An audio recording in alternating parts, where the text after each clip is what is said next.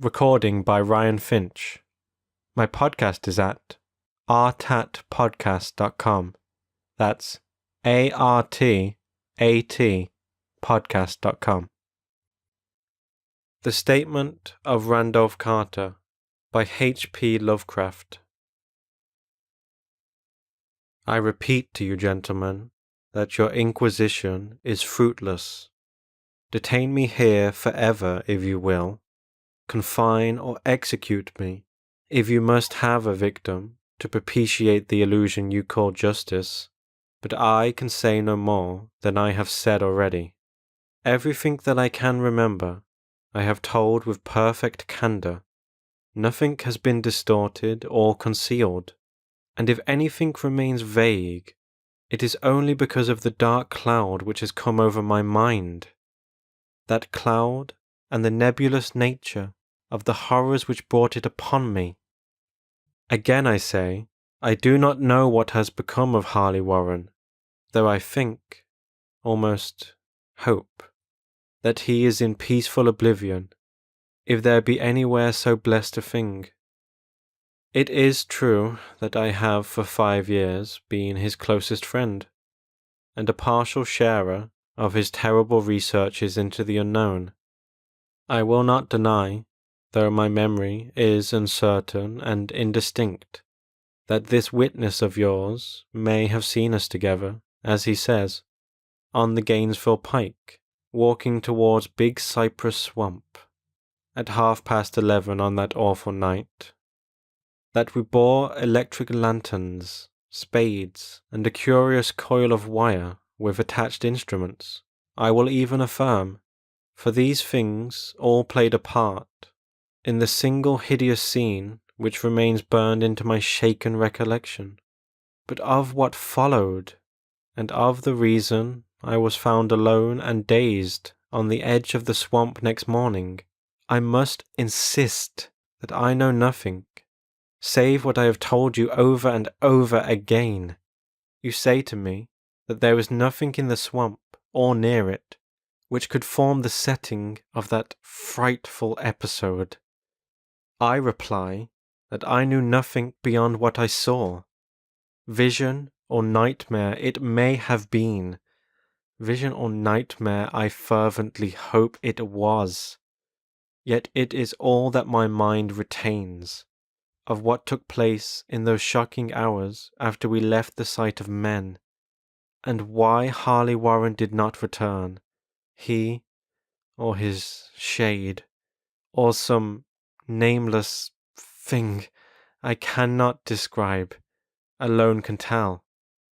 As I have said before, the weird studies of Harley Warren were well known to me, and, to some extent, shared by me. Of his vast collection of strange, rare books on forbidden subjects, I have read all that are written in the languages of which I am master, but these are few, as compared with those in languages I cannot understand. Most, I believe, are in Arabic, and the fiend-inspired book which brought on the end, the book which he carried in his pocket out of the world, was written in characters whose like I never saw elsewhere. Warren would never tell me just what was in that book. As to the nature of our studies, must I say again that I no longer retain full comprehension. It seems to me rather merciful that I do not, for they were terrible studies, which I pursued more through reluctant fascination than through actual inclination. Warren always dominated me, and sometimes I feared him. I remember how I shuddered at his facial expression on the night before the awful happening, when he talked so incessantly of his theory why certain corpses never decay, but rest firm and fat in their tombs for 1,000 years. But I do not fear him now, for I suspect that he has known horrors beyond my ken. Now I fear for him. Once more I say that I have no clear idea of our object on that night. Certainly, it had much to do with something in the book which Warren carried with him. That ancient book, in undecipherable characters, which had come to him from India a month before. But I swear I do not know what it was that we expected to find.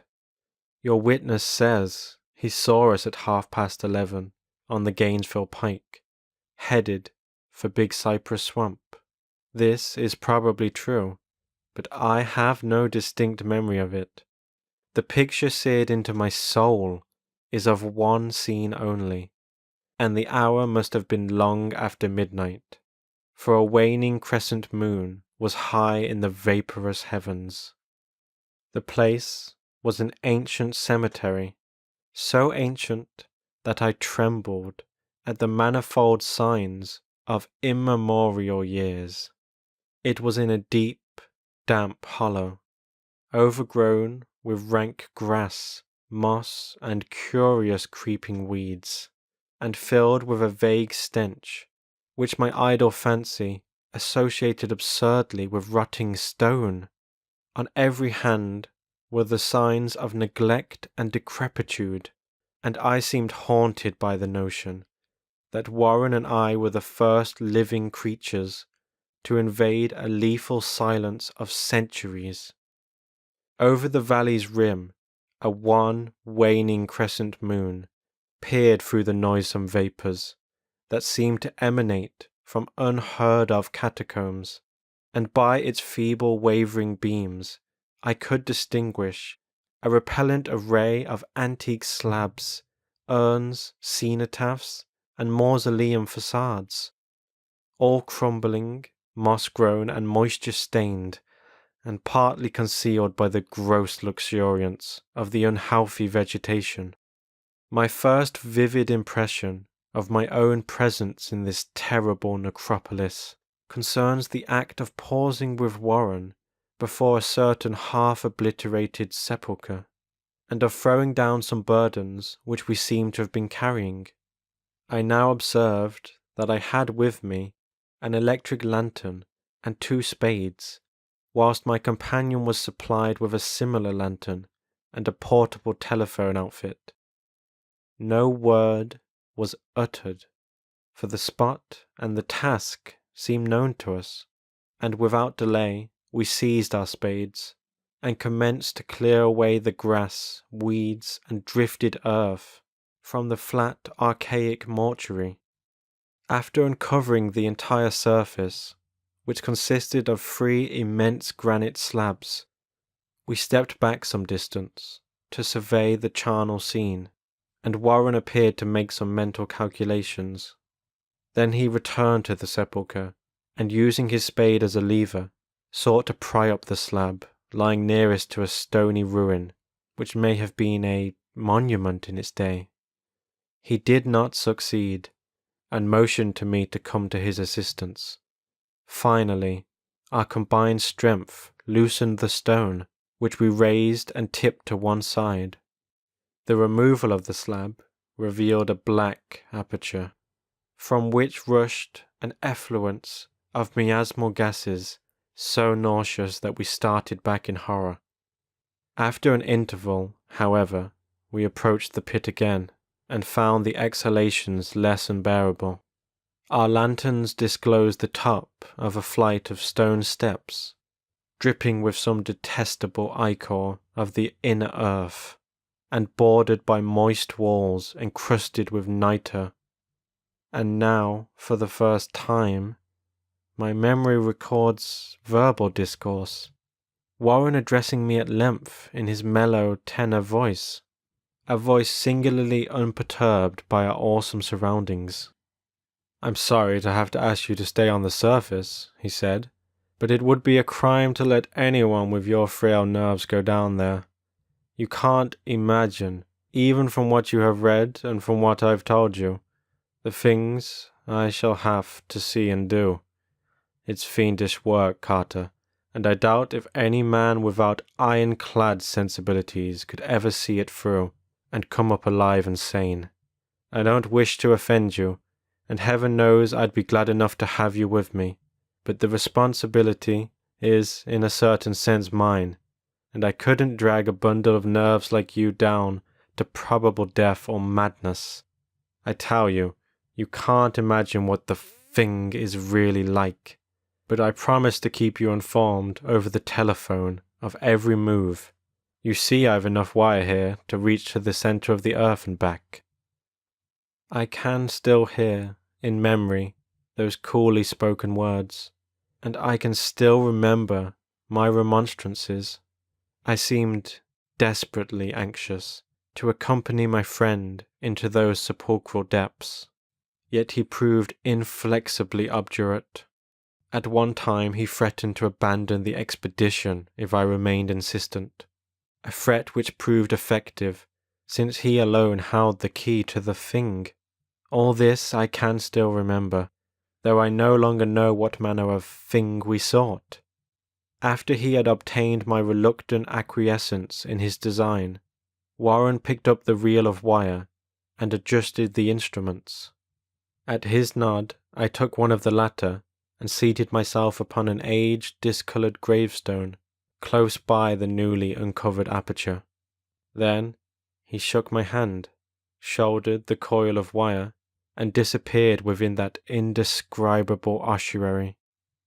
For a minute I kept sight of the glow of his lantern, and heard the rustle of the wire as he laid it down after him, but the glow soon disappeared abruptly, as if a turn in the stone staircase had been encountered, and the sound died away almost as quickly. I was alone, yet bound to the unknown depths by those magic strands whose insulated surface lay green beneath the struggling beams of that waning crescent moon. In the lone silence of that hoary and deserted city of the dead, my mind conceived the most ghastly fantasies and illusions, and the grotesque shrines and monoliths seemed to assume a hideous personality, a half-sentience. Amorphous shadows seemed to lurk in the darker recesses of the weed-choked hollow, and to flit, as in some blasphemous ceremonial procession, past the portals of the mouldering tombs in the hillside, shadows which could not have been cast by that pallid, peering crescent moon. I constantly consulted my watch by the light of my electric lantern, and listened with feverish anxiety at the receiver of the telephone, but for more than a quarter of an hour heard nothing. Then a faint clicking came from the instrument, and I called down to my friend in a tense voice. Apprehensive as I was nevertheless unprepared for the words which came up from that uncanny vault in accents more alarmed and quivering than any I had heard before from Harley Warren. He, who had so calmly left me a little while previously, now called from below in a shaky whisper, more portentous than the loudest shriek. God, if you could see what I am seeing. I could not answer. Speechless, I could only wait. Then came the frenzied tones again. Carter, it's terrible, monstrous, unbelievable. This time my voice did not fail me, and I poured into the transmitter a flood of excited questions. Terrified, I continued to repeat, "Warren, what is it? What is it?" Once more came the voice of my friend, still hoarse with fear, and now apparently tinged with despair. I can't tell you, Carter. It's too utterly beyond thought. I dare not tell you. No man could know it and live. Great God, I never dreamed of this. Stillness again, save for my now incoherent torrent of shuddering inquiry. Then the voice of Warren in a pitch of wilder consternation. Carter, for the love of God, put back the slab and get out of this if you can. Quick, Leave everything else and make for the outside. It's your only chance. Do as I say, and don't ask me to explain. I heard, yet was able only to repeat my frantic questions. Around me were the tombs and the darkness and the shadows. Below me, some peril, beyond the radius of the human imagination. But my friend was in greater danger than I, and through my fear I felt a vague resentment that he should deem me capable of deserting him under such circumstances. More clicking, and after a pause, a piteous cry from Warren. Beat it. For God's sake, put back the slab and beat it, Carter. Something in the boyish slang of my evidently stricken companion unleashed my faculties. I formed and shouted a resolution. Warren, brace up. I'm coming down. But at this offer, the tone of my auditor changed to a scream of utter despair. Don't. You can't understand. It's too late, and my own fault. Put back the slab and run. There's nothing else you or anyone can do now. The tone changed again, this time acquiring a softer quality, as of hopeless resignation, yet it remained tense through anxiety for me. Quick, before it's too late. I tried not to heed him, tried to break through the paralysis which held me, and to fulfill my vow to rush down to his aid, but his next whisper found me still held inert in the chains of stark horror. Carter, hurry. It's no use. You must go. Better one than two. The slab. A pause, more clicking, then the faint voice of Warren. Nearly over now.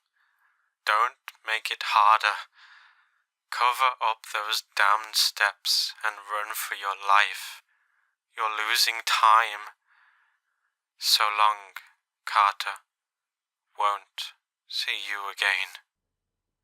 Here, Warren's whisper swelled into a cry that gradually rose to a shriek, fraught with all the horror of the ages.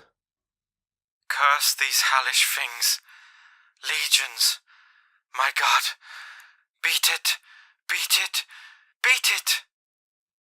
After that was silence. I know not how many interminable eons I sat stupefied, whispering, muttering, calling, screaming into that telephone. Over and over again, through those eons I whispered and muttered, called, shouted and screamed. Warren, Warren, answer me, are you there? And then there came to me the crowning horror of all, the unbelievable, unthinkable, almost unmentionable thing. I have said that eons seemed to elapse after Warren shrieked forth his last despairing warning, and that only my own cries now broke the hideous silence. But after a while, there was a further clicking in the receiver, and I strained my ears to listen. Again I called down, Warren, are you there? And in answer heard the thing which has brought this cloud over my mind. I do not try, gentlemen, to account for that thing, that voice, nor can I venture to describe it in detail, since the first words took away my consciousness and created a mental blank which reaches to the time of my awakening in the hospital. Shall I say that the voice was deep, hollow, gelatinous, remote, unearthly, inhuman, disembodied? What shall I say? It was the end of my experience, and is the end of my story. I heard it and knew no more. Heard it as I sat petrified in that unknown cemetery in the hollow, amidst the crumbling stones and the falling tombs, the rank vegetation and the miasmal vapours. Heard it well up from the innermost depths of that damnable open sepulchre as I watched amorphous, necrophagous shadows dance beneath an accursed waning moon. And this is what it said. You fool! Warren is dead. End of the statement of Randolph Carter. Recording by Ryan Finch.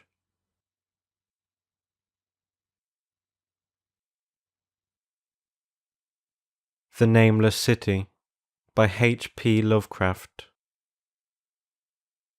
When I drew nigh the nameless city, I knew it was accursed.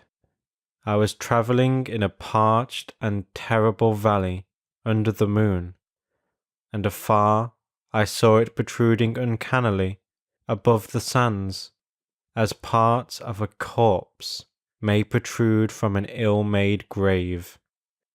Fear spoke from the age-worn stones of this hoary survivor of the deluge, this great-grandmother of the oldest pyramid, and a viewless aura repelled me and bade me retreat from antique and sinister secrets that no man should see, and no man else had ever dared to see.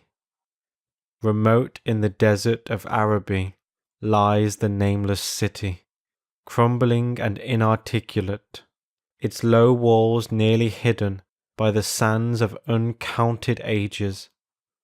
It must have been thus before the first stones of Memphis were laid, and while the bricks of Babylon were yet unbaked. There is no legend so old as to give it a name, or to recall that it was ever alive, but it is told of in whispers around campfires, and muttered about by grandams in the tents of sheiks, so that all the tribes shun it, without wholly knowing why. It was of this place that Abdul al-Hazred, the mad poet, dreamed on the night before he sang his unexplainable couplet. That is not dead which can eternal lie, and with strange aeons even death may die. I should have known that the Arabs had good reason for shunning the nameless city, the city told of in strange tales but seen by no living man. Yet I defied them, and went into the untrodden waste with my camel. I alone have seen it, and that is why no other face bears such hideous lines of fear as mine, why no other man shivers so horribly when the night wind rattles the windows. When I came upon it, in the ghastly stillness of unending sleep, it looked at me, chilly from the rays of a cold moon amidst the desert's heat. And as I returned its look, I forgot my triumph at finding it, and stopped still with my camel to wait for the dawn.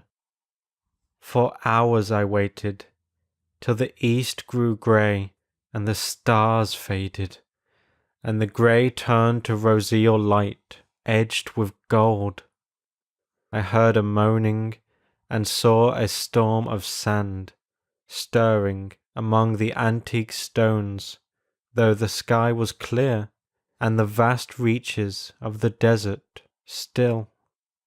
Then, suddenly, above the desert's far rim came the blazing edge of the sun, seen through the tiny sandstorm which was passing away, and in my fevered state I fancied that from some remote depth there came a crash of musical metal to hail the fiery disk as Memnon hails it from the banks of the Nile.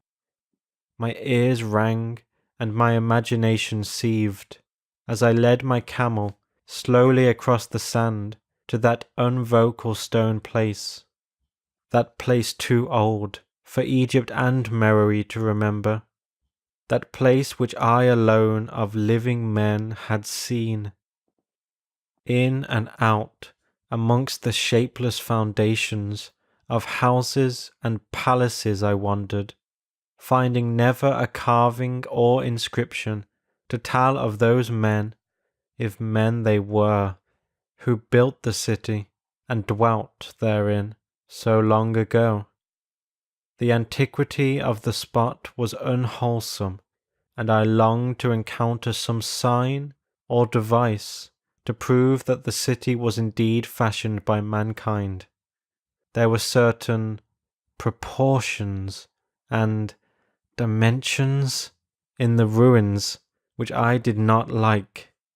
I had with me many tools and dug much within the walls of the obliterated edifices, but progress was slow and nothing significant was revealed. When night and the moon returned, I felt a chill wind which brought new fear, so that I did not dare to remain in the city.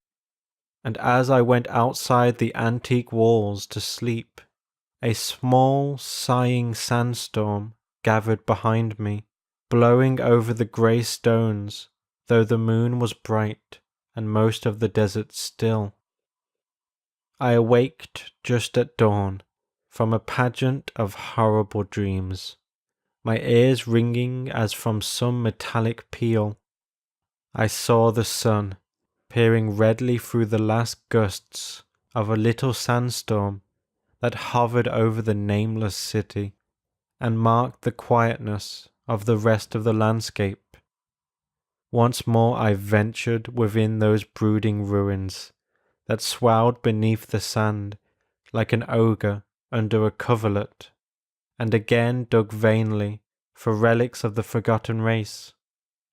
At noon I rested, and in the afternoon I spent much time tracing the walls and the bygone streets and the outlines of the nearly vanished buildings. I saw that the city had been mighty indeed, and wondered at the sources of its greatness. To myself I pictured all the splendours of an age so distant that Chaldea could not recall it, and thought of Sarnath the Doomed, that stood in the land of Manar when mankind was young, and of Ib, that was carven of grey stone before mankind existed. All at once I came upon a place where the bedrock rose stark through the sand and formed a low cliff, and here I saw with joy what seemed to promise further traces of the antediluvian people. Hewn rudely on the face of the cliff were the unmistakable facades of several small squat rock houses or temples, whose interiors might preserve many secrets of ages too remote for calculation, though sandstorms had long since effaced any carvings which may have been outside. Very low and sand-choked were all the dark apertures near me, but I cleared one with my spade and crawled through it, carrying a torch to reveal whatever mysteries it might hold. When I was inside, I saw that the cavern was indeed a temple, and beheld plain signs of the race that had lived and worshipped before the desert was a desert. Primitive altars, pillars, and niches, all curiously low, were not absent, and though I saw no sculptures nor frescoes, there were many singular stones, clearly shaped into symbols by artificial means. The lowness of the chiselled chamber was very strange, for I could hardly more than kneel upright, but the area was so great that my torch shewed only part at a time. I shuddered oddly in some of the far corners, for certain altars and stones suggested forgotten rites of terrible, revolting, and inexplicable nature, and made me wonder what manner of men could have made and frequented such a temple. When I had seen all that the place contained, I crawled out again, avid to find what the other temples might yield.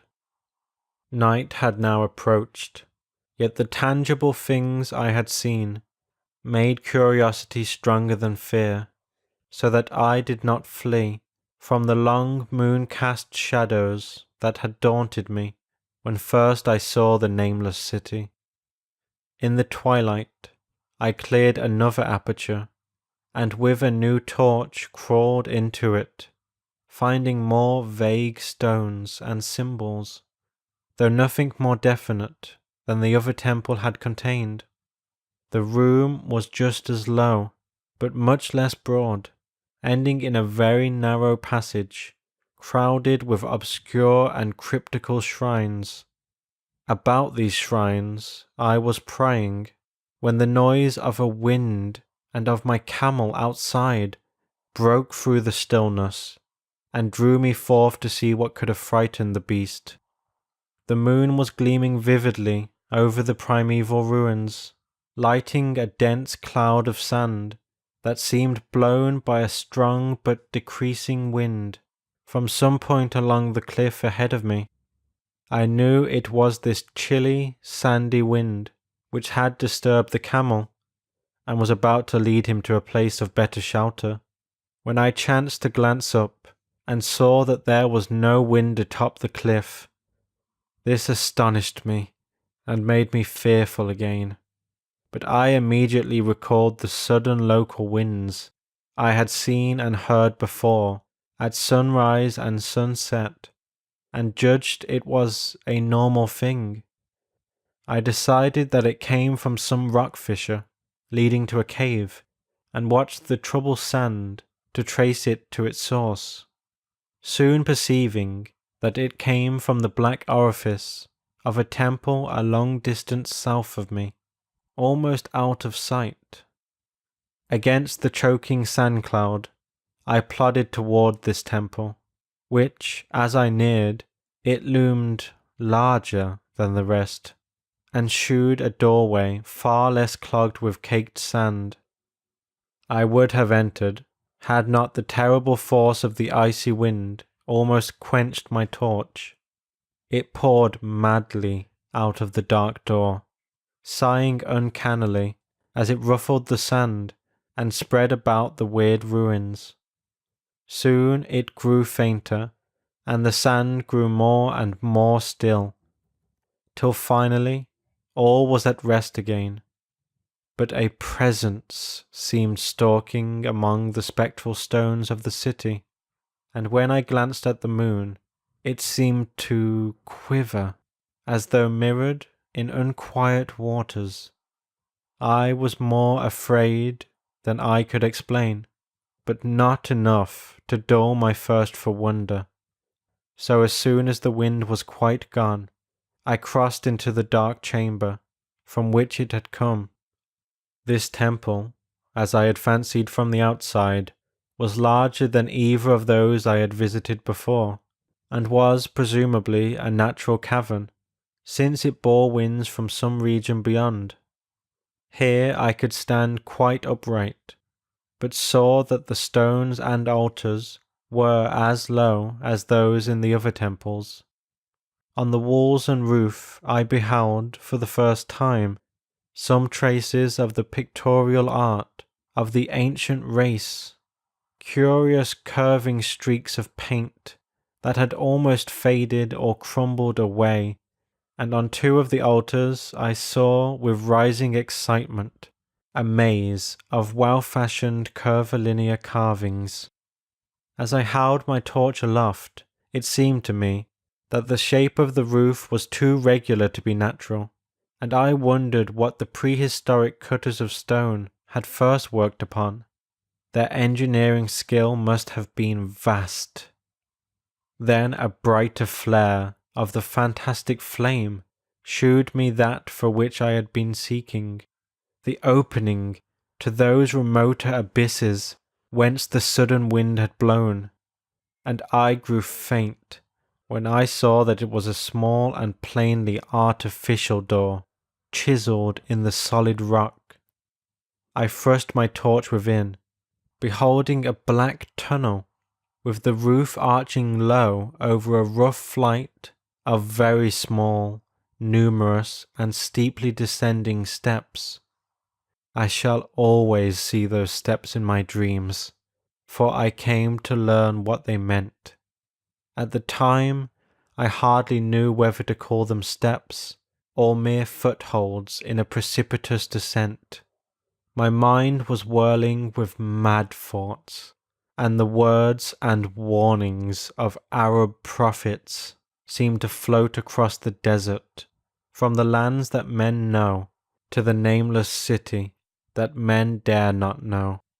Yet I hesitated only a moment before advancing through the portal and commencing to climb cautiously down the steep passage, feet first, as though on a ladder. It is only in the terrible phantasms of drugs or delirium that any other man can have had such a descent as mine. The narrow passage led infinitely down, like some hideous haunted well, and the torch I held above my head could not light the unknown depths toward which I was crawling. I lost track of the hours and forgot to consult my watch, though I was frightened when I thought of the distance I must be traversing. There were changes of direction and of steepness, and once I came to a long, low, level passage where I had to wriggle feet first along the rocky floor, holding my torch at arm's length beyond my head. The place was not high enough for kneeling. After that were more of the steep steps, and I was still scrambling down interminably when my failing torch died out. I do not think I noticed it at the time, for when I did notice it, I was still holding it high above me, as if it were ablaze. I was quite unbalanced, with that instinct for the strange and the unknown, which has made me a wanderer upon earth, and a haunter of far, ancient, and forbidden places. In the darkness, there flashed before my mind fragments of my cherished treasury of demoniac lore, sentences from Al Has Read the Mad Arab, paragraphs from the apocryphal nightmares of Damascus, and infamous lines from the delirious Image du Monde of Gautier de Metz. I repeated queer extracts and muttered of Afrasiab and the demons that floated with him down the Oxus, later chanting over and over again a phrase from one of Lord Dunsany's tales, the unreverberate blackness of the abyss. Once, when the descent grew amazingly steep, I recited something in sing-song from Thomas More until I feared to recite more. A reservoir of darkness black as witches' cauldrons are when filled with moon drugs in the eclipse distilled, leaning to look if foot might pass down through that chasm I saw beneath, as far as vision could explore, the jetty sides as smooth as glass, looking as if just varnished o'er with that dark pitch the sea of death throws out upon its slimy shore. Time had quite ceased to exist when my feet again fell to level floor, and I found myself in a place slightly higher than the rooms in the two smaller temples now so incalculably far above my head. I could not quite stand, but could kneel upright. and in the dark I shuffled and crept hither and thither at random. I soon knew that I was in a narrow passage whose walls were lined with cases of wood having glass fronts. As in that Paleozoic and abysmal place I felt of such things as polished wood and glass, I shuddered at the possible implications. The cases were apparently ranged along each side of the passage at regular intervals, and were oblong and horizontal, hideously like coffins in shape and size. When I tried to move 2 or 3 for further examination, I found they were firmly fastened. I saw that the passage was a long one, so floundered ahead rapidly in a creeping run that would have seemed horrible had any eye watched me in the blackness, crossing from side to side occasionally to feel of my surroundings and be sure the walls and rows of cases still stretched on.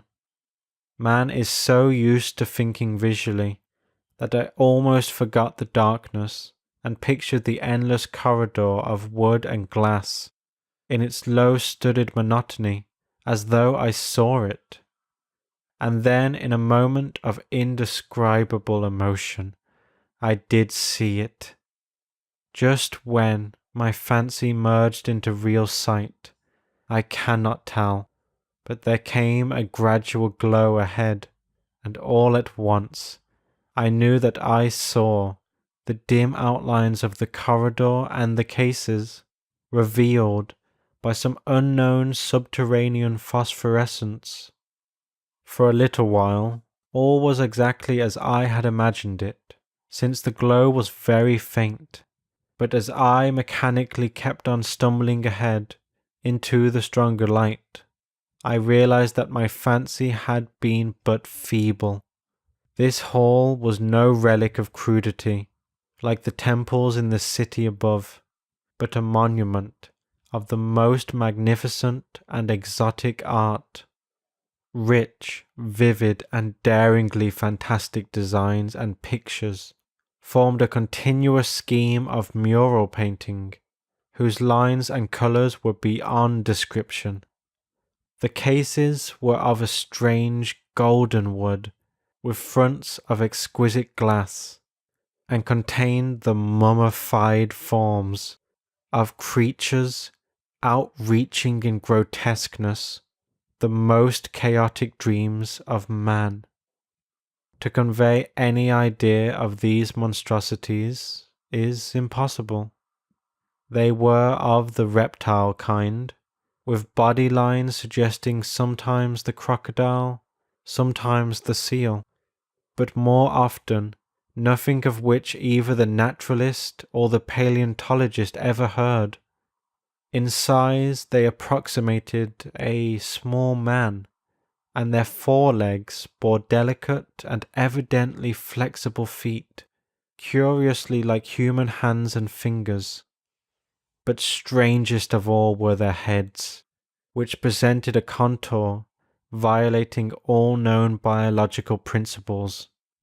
To nothing can such things be well compared. In one flash, I thought of comparisons as varied as the cat, the bulldog, the mythic satyr, and the human being. Not Jove himself had so colossal and protuberant a forehead, yet the horns and the noselessness and the alligator-like jaw placed the things outside all established categories. I debated, for a time, on the reality of the mummies, half suspecting they were artificial idols, but soon decided they were indeed some Paleogean species which had lived when the Nameless City was alive.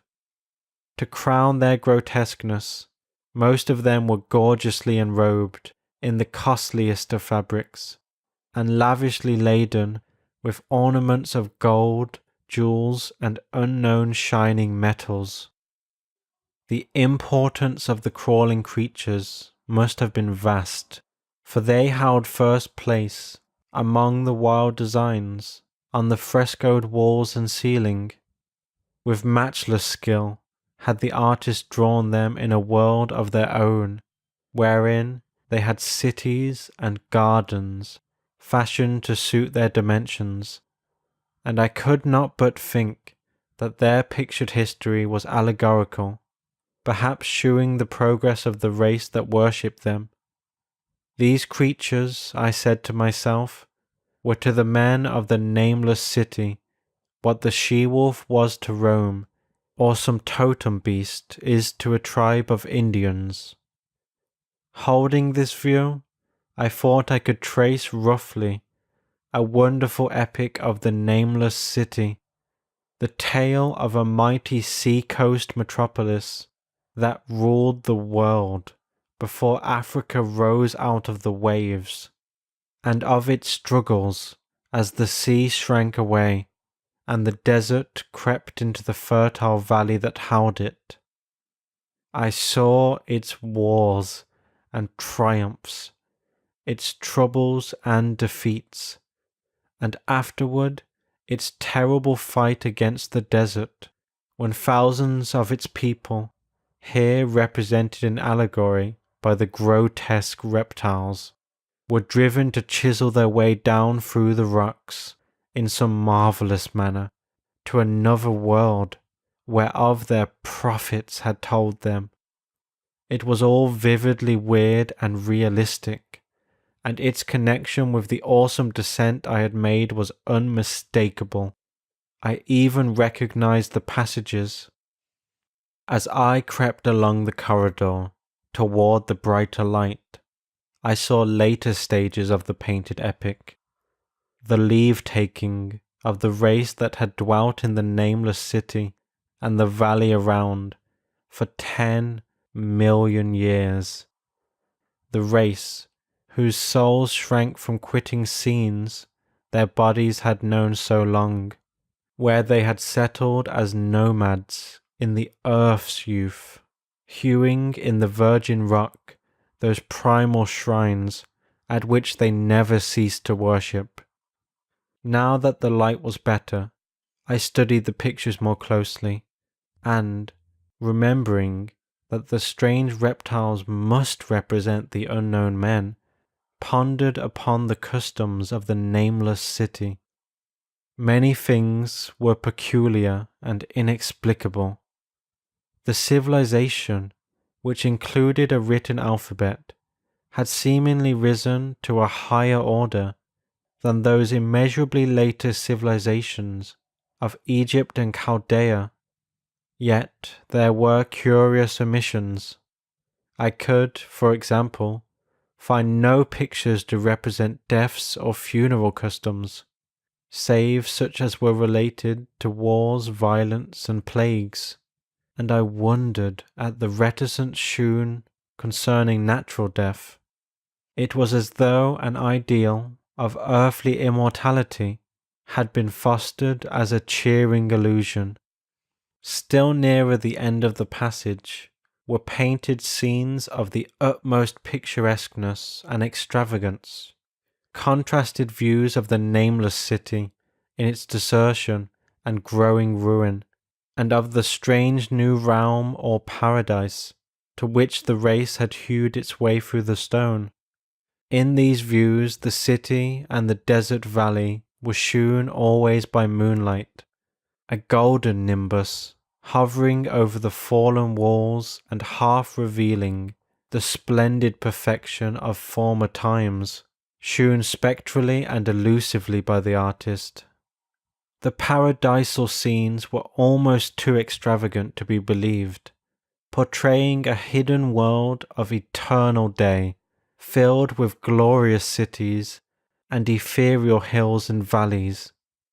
At the very last, I thought I saw signs of an artistic anticlimax. The paintings were less skillful, and much more bizarre than even the wildest of the earlier scenes. They seemed to record a slow decadence of the ancient stock, coupled with a growing ferocity toward the outside world, from which it was driven by the desert The forms of the people, always represented by the sacred reptiles, appeared to be gradually wasting away, though their spirit, as shewn hovering above the ruins by moonlight, gained in proportion. Emaciated priests, displayed as reptiles in ornate robes, cursed the upper air and all who breathed it, and one terrible final scene shewed a primitive-looking man, perhaps a pioneer of ancient Irem, the city of pillars, torn to pieces by members of the Auda race. I remembered how the Arabs fear the Nameless City, and was glad that beyond this place the grey walls and ceiling were bare. As I viewed the pageant of mural history, I had approached very closely the end of the low-ceiled hall, and was aware of a great gate through which came all of the illuminating phosphorescence.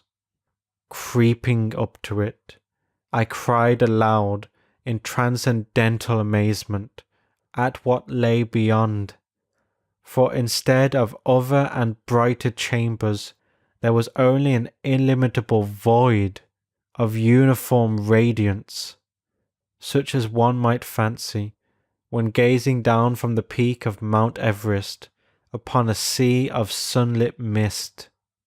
Behind me was a passage so cramped that I could not stand upright in it. Before me was an infinity of subterranean effulgence. Reaching down from the passage into the abyss was the head of a steep flight of steps, small numerous steps, like those of the black passages I had traversed. But after a few feet, the glowing vapours concealed everything. Swung back open against the left-hand wall of the passage was a massive door of brass, incredibly thick and decorated with fantastic bas-reliefs, which could, if closed, shut the whole inner world of light away from the vaults and passages of rock. I looked at the steps, and for the nonce dared not try them. I touched the open brass door, and could not move it. Then I sank prone to the stone floor, my mind aflame with prodigious reflections which not even a death-like exhaustion could banish.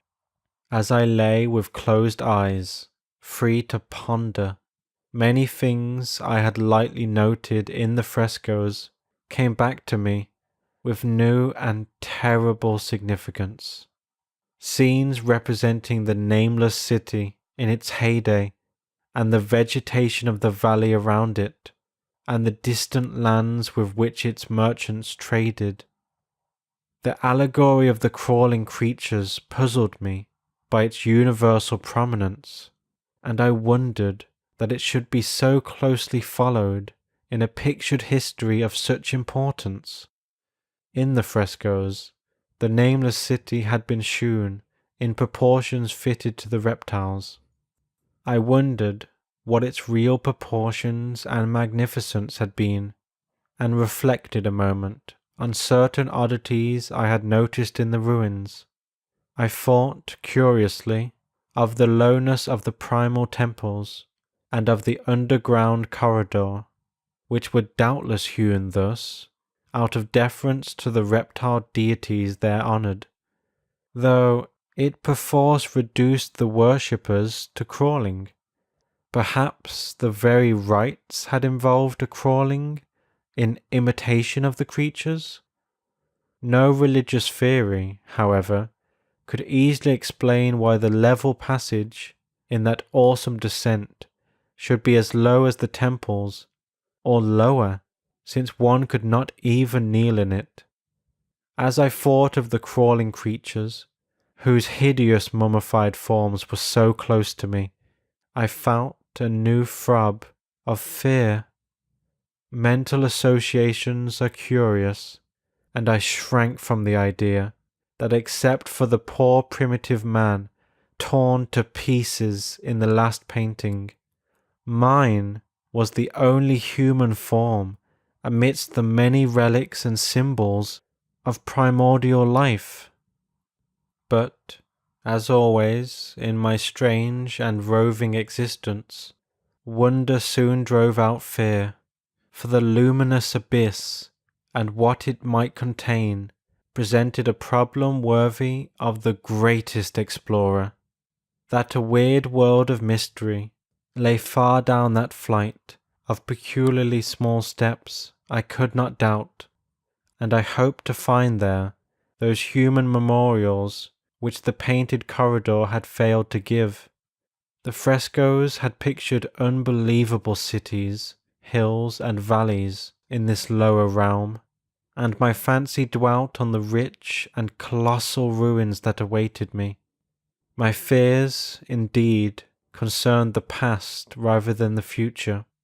Not even the physical horror of my position in that cramped corridor of dead reptiles and antediluvian frescoes, miles below the world I knew, and faced by another world of eerie light and mist, could match the lethal dread I felt at the abysmal antiquity of the scene and its soul. An ancientness so vast that measurement is feeble seemed to leer down from the primal stones and rock-hewn temples in the Nameless City, while the very latest of the astounding maps in the frescoes shewed oceans and continents that man has forgotten, with only here and there some vaguely familiar outline of what could have happened in the geological eons since the painting ceased and the death-hating race resentfully succumbed to decay. No man might say. Life had once teemed in these caverns and in the luminous realm beyond. Now I was alone with vivid relics, and I trembled to think of the countless ages through which these relics had kept a silent and deserted vigil. Suddenly there came another burst of that acute fear which had intermittently seized me ever since I first saw the terrible valley and the nameless city under a cold moon, and despite my exhaustion I found myself starting frantically to a sitting position and gazing back along the black corridor towards the tunnels that rose to the outer world. My sensations were much like those which had made me shun the Nameless City at night, and were as inexplicable as they were poignant. In another moment, however, I received a still greater shock, in the form of a definite sound, the first which had broken the utter silence of these tomb-like depths. It was a deep, low moaning, as of a distant throng of condemned spirits, and came from the direction in which I was staring. Its volume rapidly grew, till soon it reverberated frightfully through the low passage, and at the same time I became conscious of an increasing draught of cold air, likewise flowing from the tunnels in the city above. The touch of this air seemed to restore my balance, for I instantly recalled the sudden gusts which had risen around the mouth of the abyss each sunset and sunrise, one of which had indeed served to reveal the hidden tunnels to me. I looked at my watch and saw that sunrise was near, so braced myself to resist the gale which was sweeping down to its cavern home as it had swept forth at evening. My fear again waned low, since a natural phenomenon tends to dispel broodings over the unknown. More and more madly poured the shrieking, moaning night wind into that gulf of the inner earth.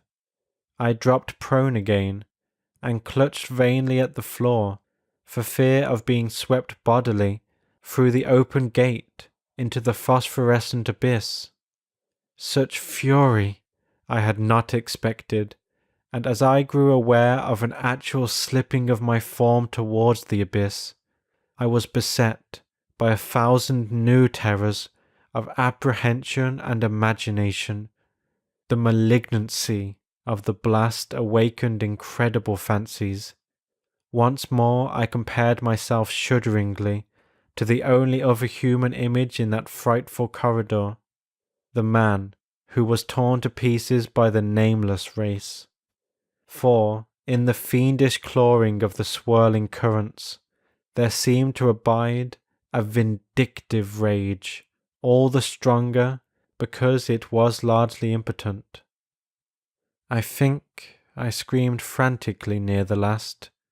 I was almost mad, but if I did so, my cries were lost in the howl-born babble of the howling wind wraiths. I tried to crawl against the murderous, invisible torrent, but I could not even hold my own as I was pushed slowly and inexorably toward the unknown world.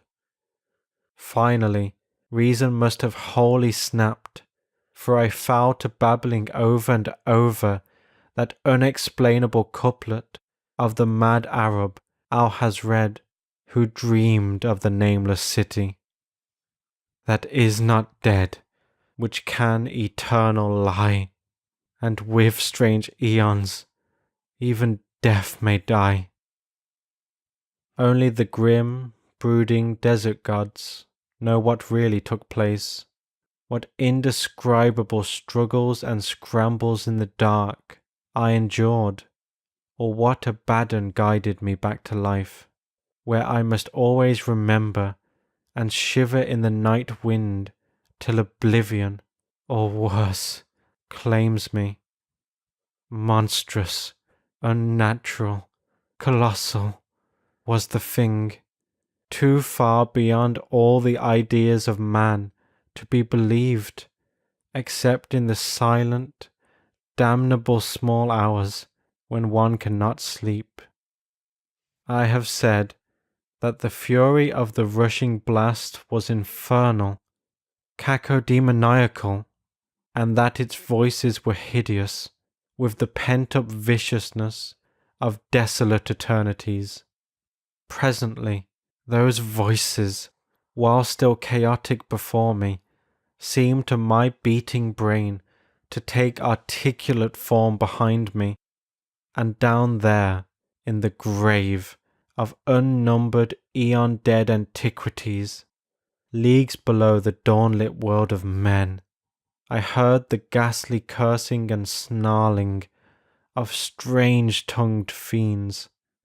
Turning, I saw outlined against the luminous ether what could not be seen against the dusk of the corridor, a nightmare horde of rushing devils, hate-distorted, grotesquely panoplied, half-transparent, devils of a race no man might mistake, the crawling reptiles of the nameless city.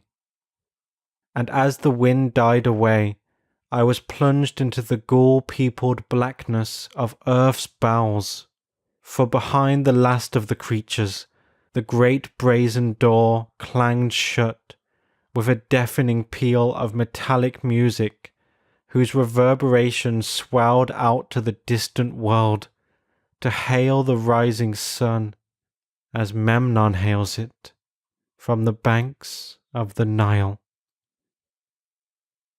End of The Nameless City by H.P. Lovecraft.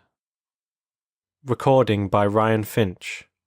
My podcast is at artatpodcast.com. That's ARTAT podcast.com.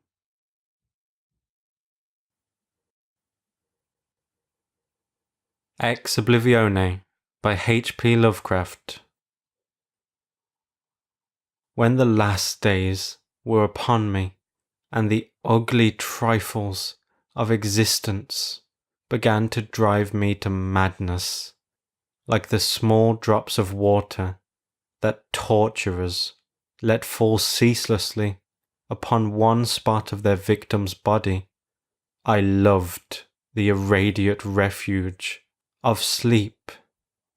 In my dreams, I found a little of the beauty I had vainly sought in life, and wandered through old gardens and enchanted woods.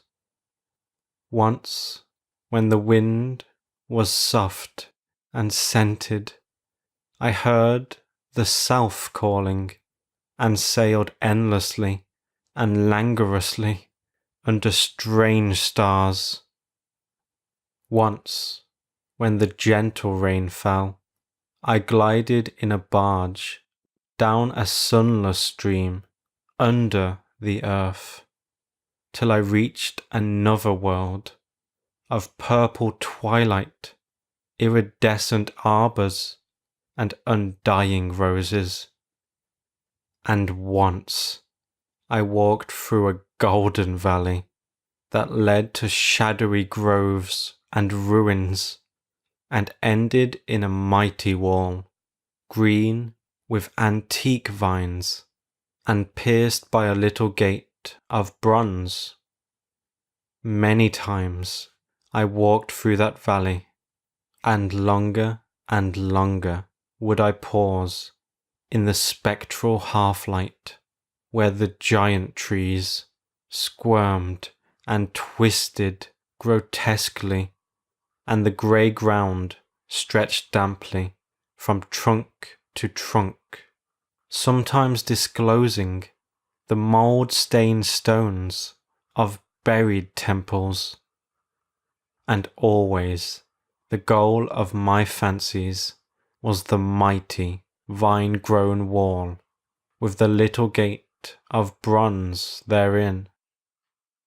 After a while, as the days of waking became less and less bearable from their greyness and sameness, I would often drift in opiate peace through the valley and the shadowy groves, and wonder how I might seize them from my eternal dwelling place, so that I need no more crawl back to a dull world, stripped of interest and new colours. And as I looked upon the little gate in the mighty wall, I felt that beyond it lay a dream country, from which, once it was entered, there would be no return. So each night, in sleep, I strove to find the hidden latch of the gate in the ivied, antique wall, though it was exceedingly well hidden. And I would tell myself that the realm beyond the wall was not more lasting merely, but more lovely and radiant as well. Then one night, in the dream city of Sicarion, I found a yellowed papyrus filled with the thoughts of dream sages who dwelt of old in that city, and who were too wise ever to be born in the waking world. Therein were written many things concerning the world of dreams, and among them was lore of a golden valley, and a sacred grove with temples, and a high wall pierced by a little bronze gate. When I saw this lore, I knew that it touched on the scenes I had haunted, and I therefore read long in the yellowed papyrus. Some of the dream sages wrote gorgeously of the wonders beyond the irrepassable gate, but others told of horror and disappointment. I knew not which to believe, yet longed more and more to cross forever into the unknown land, for doubt and secrecy are the lure of lures, and no new horror can be more terrible than the daily torture of the commonplace. So, when I learned of the drug which would unlock the gate and drive me through. I resolved to take it when next I awaked. Last night I swallowed the drug and floated dreamily into the golden valley and the shadowy groves, and when I came this time to the antique wall, I saw that the small gate of bronze was ajar. From beyond came a glow that weirdly lit the giant twisted trees and the tops of the buried temples, and I drifted on songfully, expectant of the glories of the land from whence I should never return. But as the gate swung wider and the sorcery of drug and dream pushed me through, I knew that all sights and glories were at an end, for in that new realm was neither land nor sea, but only the white void of unpeopled and illimitable space. So, happier than I ever dared hope to be, I dissolved again into that native infinity of crystal oblivion, from which the demon life had called me for one brief and desolate hour. End of Ex Oblivione. Reading by Ryan Finch.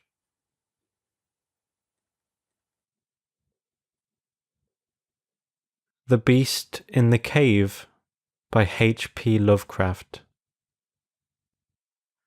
The horrible conclusion which had been gradually obtruding itself upon my confused and reluctant mind was now an awful certainty. I was lost, completely, hopelessly lost, in the vast and labyrinthine recesses of the Mammoth Cave. Turn as I might, in no direction could my straining vision seize on any object capable of serving as a guidepost to set me on the outward path. That never more should I behold the blessed light of day, or scan the pleasant hills and dales of the beautiful world outside, my reason could no longer entertain the slightest unbelief. Hope had departed, yet, indoctrinated as I was by a life of philosophical study, I derived no small measure of satisfaction from my unimpassioned demeanour, for although I had frequently read of the wild frenzies into which were thrown the victims of similar situations, I experienced none of these, but stood quiet as soon as I clearly realized the loss of my bearings. Nor did the thought that I had probably wandered beyond the utmost limits of an ordinary search cause me to abandon my composure even for a moment. If I must die, I reflected, then was this terrible yet majestic cavern as welcome a sepulchre as that which any churchyard might afford, a conception which carried with it more of tranquillity than of despair. Starving would prove my ultimate fate, of this I was certain. Some, I knew, had gone mad under circumstances such as these, but I felt that this end would not be mine.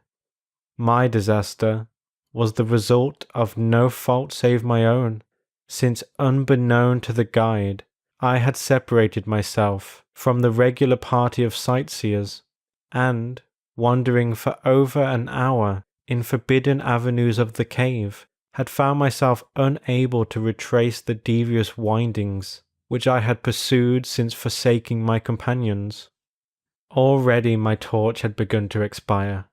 Soon I would be enveloped by the total and almost palpable blackness of the bowels of the earth. As I stood in the waning, unsteady light, I idly wondered over the exact circumstances of my coming end. I remembered the accounts which I had heard of the colony of consumptives who, taking their residence in this gigantic grotto to find health from the apparently salubrious air of the underground world, with its steady, uniform temperature, pure air, and peaceful quiet, had found instead death in strange and ghastly form. I had seen the sad remains of their ill-made cottages as I passed them by with the party, and had wondered what unnatural influences a long sojourn in this immense and silent cavern would exert upon one as healthy and as vigorous as I. Now, I grimly told myself, my opportunity for settling this point had arrived, provided that want of food should not bring me too speedy a departure from this life. As the last fitful rays of my torch faded into obscurity, I resolved to leave no stone unturned, no possible means of escape neglected. So, summoning all the powers possessed by my lungs, I set up a series of loud shoutings, in the vain hope of attracting the attention of the guide by my clamour. Yet, as I called, I believed in my heart that my cries were to no purpose, and that my voice, magnified and reflected by the numberless ramparts of the black maze about me, fell upon no ears save my own. All at once, however, my attention was fixed with a start, as I fancied that I heard the sound of soft approaching steps on the rocky floor of the cavern. Was my deliverance about to be accomplished so soon?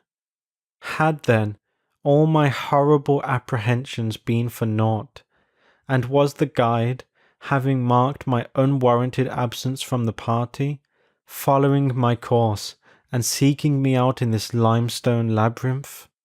Whilst these joyful queries arose in my brain, I was on the point of renewing my cries, in order that my discovery might come the sooner, when in an instant my delight was turned to horror as I listened, for my ever-acute ear, now sharpened in even greater degree by the complete silence of the cave, bore to my benumbed understanding the unexpected and dreadful knowledge that these footfalls were not like those of any mortal man. In the unearthly stillness of this subterranean region, the tread of the booted guide would have sounded like a series of sharp and incisive blows. These impacts were soft and stealthy, as of the padded paws of some feline. Besides, at times, when I listened carefully, I seemed to trace the falls of 4 instead of 2 feet. I was now convinced that I had, by my cries, aroused and attracted some wild beast, perhaps a mountain lion, which had accidentally strayed within the cave. Perhaps, I considered, the Almighty had chosen for me a swifter and more merciful death than that of hunger. Yet the instinct of self-preservation, never wholly dormant, was stirred in my breast, and though escape from the oncoming peril might but spare me for a sterner and more lingering end, I determined nevertheless to part with my life at as high a price as I could command.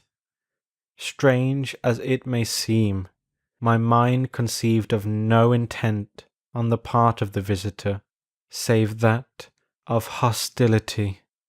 Accordingly, I became very quiet, in the hope that the unknown beast would, in the absence of a guiding sound, lose its direction as had I, and thus pass me by. But this hope was not destined for realization, for the strange footfalls steadily advanced, the animal evidently having obtained my scent, which in an atmosphere so absolutely free from all distracting influences as is that of the cave, could doubtless be followed at great distance.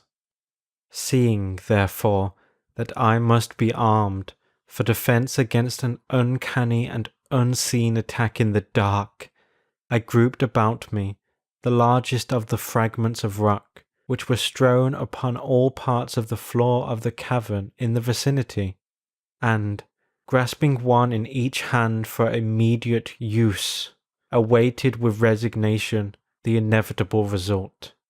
Meanwhile, the hideous pattering of the paws drew near. Certainly, the conduct of the creature was exceedingly strange. Most of the time, the tread seemed to be that of a quadruped, walking with a singular lack of unison betwixt hind and fore feet, yet at brief and infrequent intervals I fancied that but 2 feet were engaged in the process of locomotion. I wondered what species of animal was to confront me. It must, I thought, be some unfortunate beast who had paid for its curiosity to investigate one of the entrances of the fearful grotto with a lifelong confinement in its interminable recesses. It doubtless obtained as food the eyeless fish, bats, and rats of the cave, as well as some of the ordinary fish that are wafted in at every freshet of Green River, which communicates in some occult manner with the waters of the cave. I occupied my terrible vigil with grotesque conjectures of what alterations cave life might have wrought in the physical structure of the beast, remembering the awful appearances ascribed by local tradition to the consumptives who had died after long residence in the cavern. Then I remembered with a start that even should I succeed in killing my antagonist, I should never behold its form, as my torch had long since been extinct, and I was entirely unprovided with matches.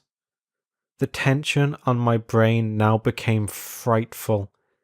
My disordered fancy conjured up hideous and fearsome shapes from the sinister darkness that surrounded me, and that actually seemed to press upon my body.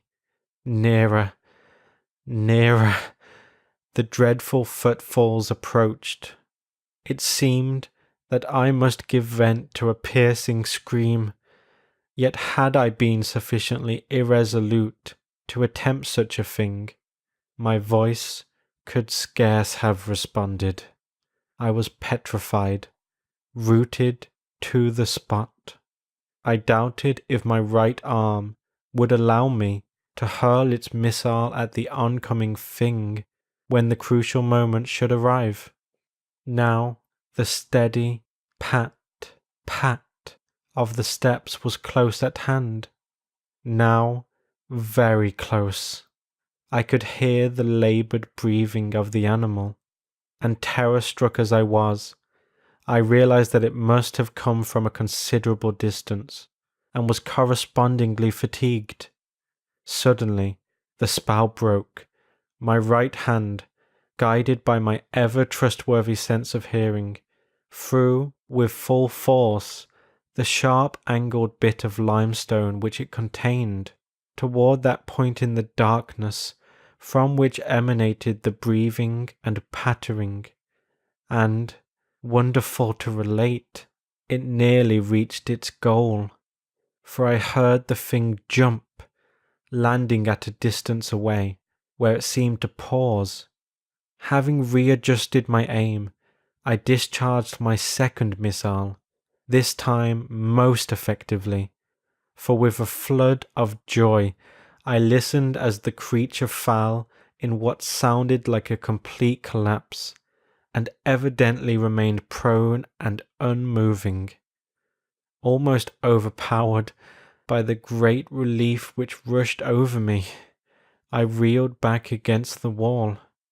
The breathing continued in heavy, gasping inhalations and expirations, whence I realized that I had no more than wounded the creature, and now all desire to examine the thing ceased. At last, something allied to groundless, superstitious fear had entered my brain, and I did not approach the body, nor did I continue to cast stones at it in order to complete the extinction of its life. Instead, I ran at full speed in what was, as nearly as I could estimate in my frenzied condition, the direction from which I had come. Suddenly, I heard a sound, or rather, a regular succession of sounds. In another instant, they had resolved themselves into a series of sharp, metallic clicks. This time, there was no doubt. It was the guide. And then I shouted, yelled, screamed, even shrieked with joy, as I beheld in the vaulted arches above the faint and glimmering effulgence, which I knew to be the reflected light of an approaching torch. I ran to meet the flare, and before I could completely understand what had occurred, was lying upon the ground at the feet of the guide, embracing his boots and gibbering, despite my boasted reserve, in a most meaningless and idiotic manner, pouring out my terrible story, and at the same time overwhelming my auditor with protestations of gratitude. At length I awoke to something like my normal consciousness. The guide had noted my absence upon the arrival of the party at the entrance of the cave, and had, from his own intuitive sense of direction, proceeded to make a thorough canvass of the by-passages just ahead of where he had last spoken to me, locating my whereabouts after a quest of about 4 hours.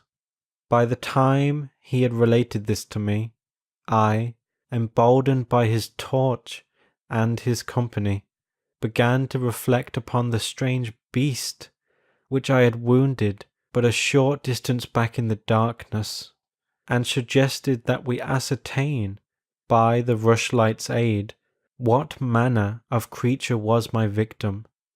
Accordingly, I retraced my steps, this time with a courage born of companionship, to the scene of my terrible experience. Soon we descried a white object upon the floor, an object whiter even than the gleaming limestone itself. Cautiously advancing, we gave vent to a simultaneous ejaculation of wonderment, for, of all the unnatural monsters either of us had in our lifetimes beheld, this was in surpassing degree the strangest. It appeared to be an anthropoid ape of large proportions, escaped, perhaps, from some itinerant menagerie. Its hair was snow white, a thing due no doubt to the bleaching action of a long existence within the inky confines of the cave, but it was also surprisingly thin, being indeed largely absent, save on the head, where it was of such length and abundance that it fell over the shoulders in considerable profusion. The face was turned away from us, as the creature lay almost directly upon it. The inclination of the limbs was very singular, explaining, however, the alternation in their use which I had before noted, whereby The beast used sometimes all 4, and on other occasions but 2 for its progress. From the tips of the fingers or toes, long nail-like claws extended. The hands or feet were not prehensile, a fact that I ascribe to that long residence in the cave, which, as I before mentioned, seemed evident from the all-pervading and almost unearthly whiteness so characteristic of the whole anatomy. No tail seemed to be present. The respiration had now grown very feeble, and the guide had drawn his pistol with the evident intent of dispatching the creature, when a sudden sound emitted by the latter caused the weapon to fall unused. The sound was of a nature difficult to describe. It was not like the normal note of any known species of simian, and I wondered if this unnatural quality were not the result of a long-continued and complete silence, broken by the sensations produced by the advent of the light, a thing which the beast could not have seen since its first entrance into the cave. The sound, which I might feebly attempt to classify as a kind of deep-toned chattering, was faintly continued. All at once, a fleeting spasm of energy seemed to pass through the frame of the beast. The paws went through a convulsive motion, and the limbs contracted. With a jerk, the white body rolled over, so that its face was turned in our direction. For a moment, I was so struck with horror at the eyes thus revealed that I noted nothing else. They were black, those eyes, deep, jetty black, in hideous contrast to the snow-white hair and flesh. Like those of other cave denizens, they were deeply sunken in their orbits, and were entirely destitute of iris. As I looked more closely, I saw that they were set in a face less prognathous than that of the average ape, and infinitely more hairy. The nose was quite distinct. As we gazed upon the uncanny sight presented to our visions, the thick lips opened, and several sounds issued from them, after which the thing relaxed in death. The guide clutched my coat sleeve, and trembled so violently that the light shook fitfully, casting weird moving shadows on the walls about us. I made no motion, but stood rigidly still, my horrified eyes fixed upon the floor ahead. Then fear left, and wonder, awe, compassion, and reverence succeeded in its place. For the sounds uttered by the stricken figure that lay stretched out on the limestone had told us the awesome truth. The creature I had killed, the strange beast of the unfathomed cave, was, or had at one time been, a man.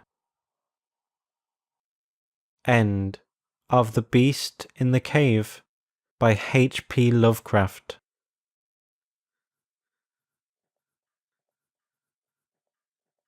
Dagon by H.P. Lovecraft. I am writing this under an appreciable mental strain, since by tonight I shall be no more.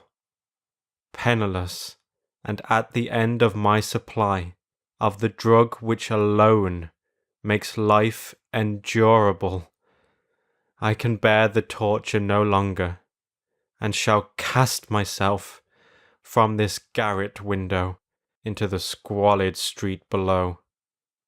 Do not think, from my slavery to morphine, that I am a weakling or a degenerate. When you have read these hastily scrawled pages, You may guess, though never fully realize, why it is that I must have forgetfulness or death. It was in one of the most open and least frequented parts of the broad Pacific that the packet of which I was supercargo fell a victim to the German sea raider. The Great War was then at its very beginning, and the ocean forces of the Hun had not completely sunk to their later degradation, so that our vessel was made a legitimate prize, whilst we of her crew were treated with all the fairness and consideration due us as naval prisoners. So liberal, indeed, was the discipline of our captors, that 5 days after we were taken, I managed to escape alone in a small boat with water and provisions for a good length of time. When I finally found myself adrift and free, I had but little idea of my surroundings. Never a competent navigator, I could only guess vaguely by the sun and stars that I was somewhat south of the equator. Of the longitude I knew nothing, and no island or coastline was in sight.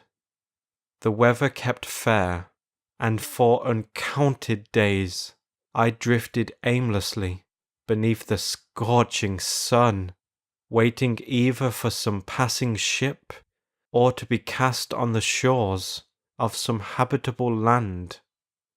But neither ship nor land appeared, and I began to despair in my solitude upon the heaving vastnesses of unbroken blue.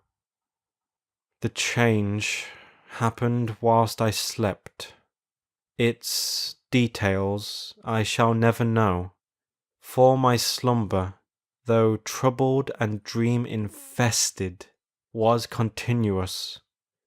When at last I awaked, it was to discover myself half sucked into a slimy expanse of hellish black mire, which extended about me in monotonous undulations as far as I could see, and in which my boat lay grounded some distance away.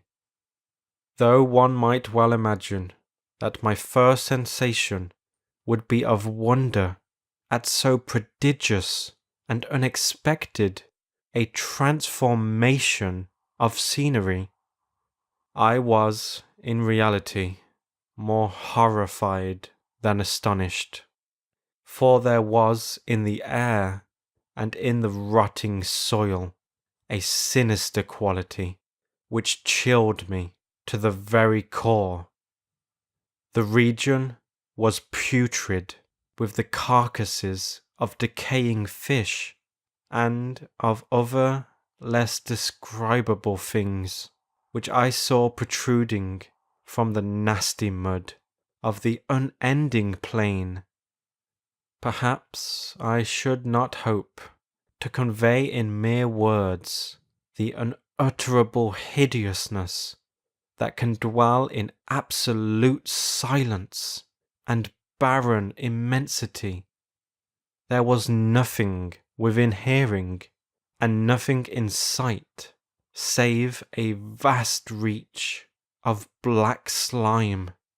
Yet the very completeness of the stillness and the homogeneity of the landscape oppressed me with a nauseating fear. The sun was blazing down from a sky which seemed to me almost black in its cloudless cruelty, as though reflecting the inky marsh beneath my feet. As I crawled into the stranded boat, I realized that only one theory could explain my position. Through some unprecedented volcanic upheaval. A portion of the ocean floor must have been thrown to the surface, exposing regions which for innumerable millions of years had lain hidden under unfathomable watery depths. So great was the extent of the new land which had risen beneath me that I could not detect the faintest noise of the surging ocean, strain my ears as I might, nor were there any seafowl to prey upon the dead things. For several hours I sat thinking or brooding in the boat, which lay upon its side and afforded a slight shade as the sun moved across the heavens. As the day progressed, the ground lost some of its stickiness and seemed likely to dry sufficiently for travelling purposes in a short time. That night I slept but little, and the next day I made for myself a pack containing food and water, preparatory to an overland journey in search of the vanished sea and possible rescue. On the third morning, I found the soil dry enough to walk upon with ease. The odour of the fish was maddening, but I was too much concerned with graver things to mind so slight an evil. All day I forged steadily westward, guided by a faraway hummock which rose higher than any other elevation on the rolling desert. That night I encamped, and on the following day still travelled toward the hummock, though that object seemed scarcely nearer than when I had first espied it. By the fourth evening I attained the base of the mound, which turned out to be much higher than it had appeared from a distance, an intervening valley setting it out in sharper relief from the general surface. Too weary to ascend, I slept in the shadow of the hill.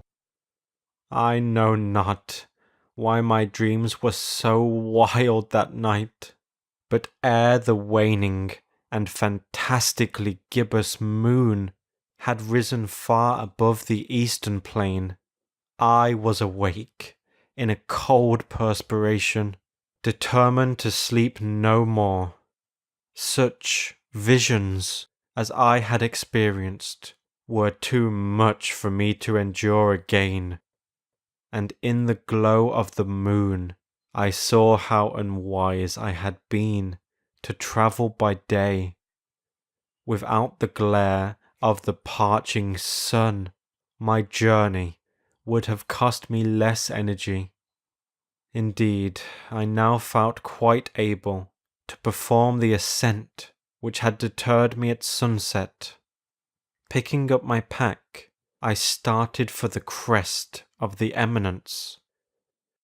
I have said that the unbroken monotony of the rolling plain was a source of vague horror to me, but I think my horror was greater when I gained the summit of the mound and looked down the other side into an immeasurable pit or canyon whose black recesses the moon had not yet soared high enough to illumine. I felt myself on the edge of the world, peering over the rim into a fathomless chaos of eternal night. Through my terror ran curious reminiscences of Paradise Lost and of Satan's hideous climb through the unfashioned realms of darkness. As the moon climbed higher in the sky, I began to see that the slopes of the valley were not quite so perpendicular as I had imagined. Ledges and outcroppings of rock afforded fairly easy footholds for a descent, whilst after a drop of a few hundred feet, the declivity became very gradual. Urged on by an impulse which I cannot definitely analyze, I scrambled with difficulty down the rocks and stood on the gentler slope beneath, gazing into the Stygian deeps where no light had yet penetrated. All at once, my attention was captured by a vast and singular object on the opposite slope, which rose steeply about 100 yards ahead of me. An object that gleamed whitely in the newly bestowed rays of the ascending moon.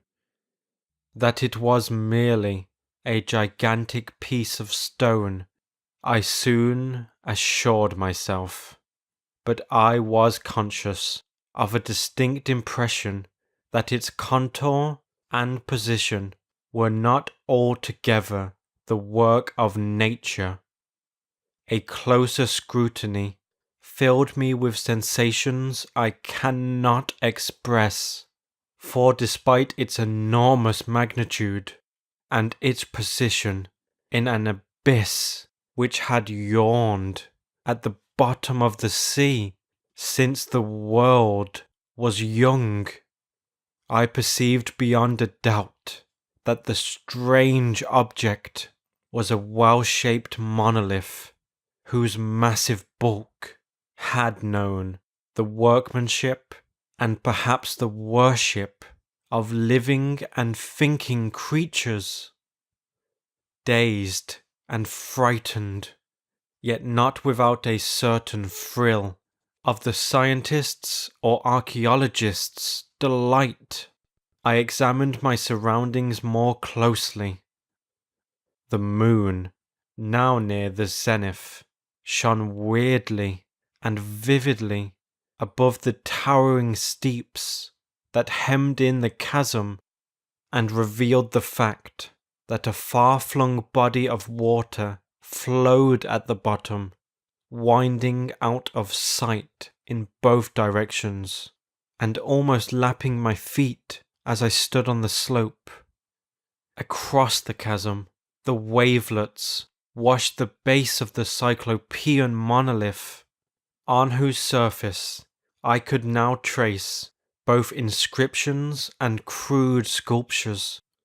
The writing was in a system of hieroglyphics unknown to me, and unlike anything I had ever seen in books, consisting for the most part of conventionalized aquatic symbols such as fishes, eels, octopi, crustaceans, mollusks, whales, and the like.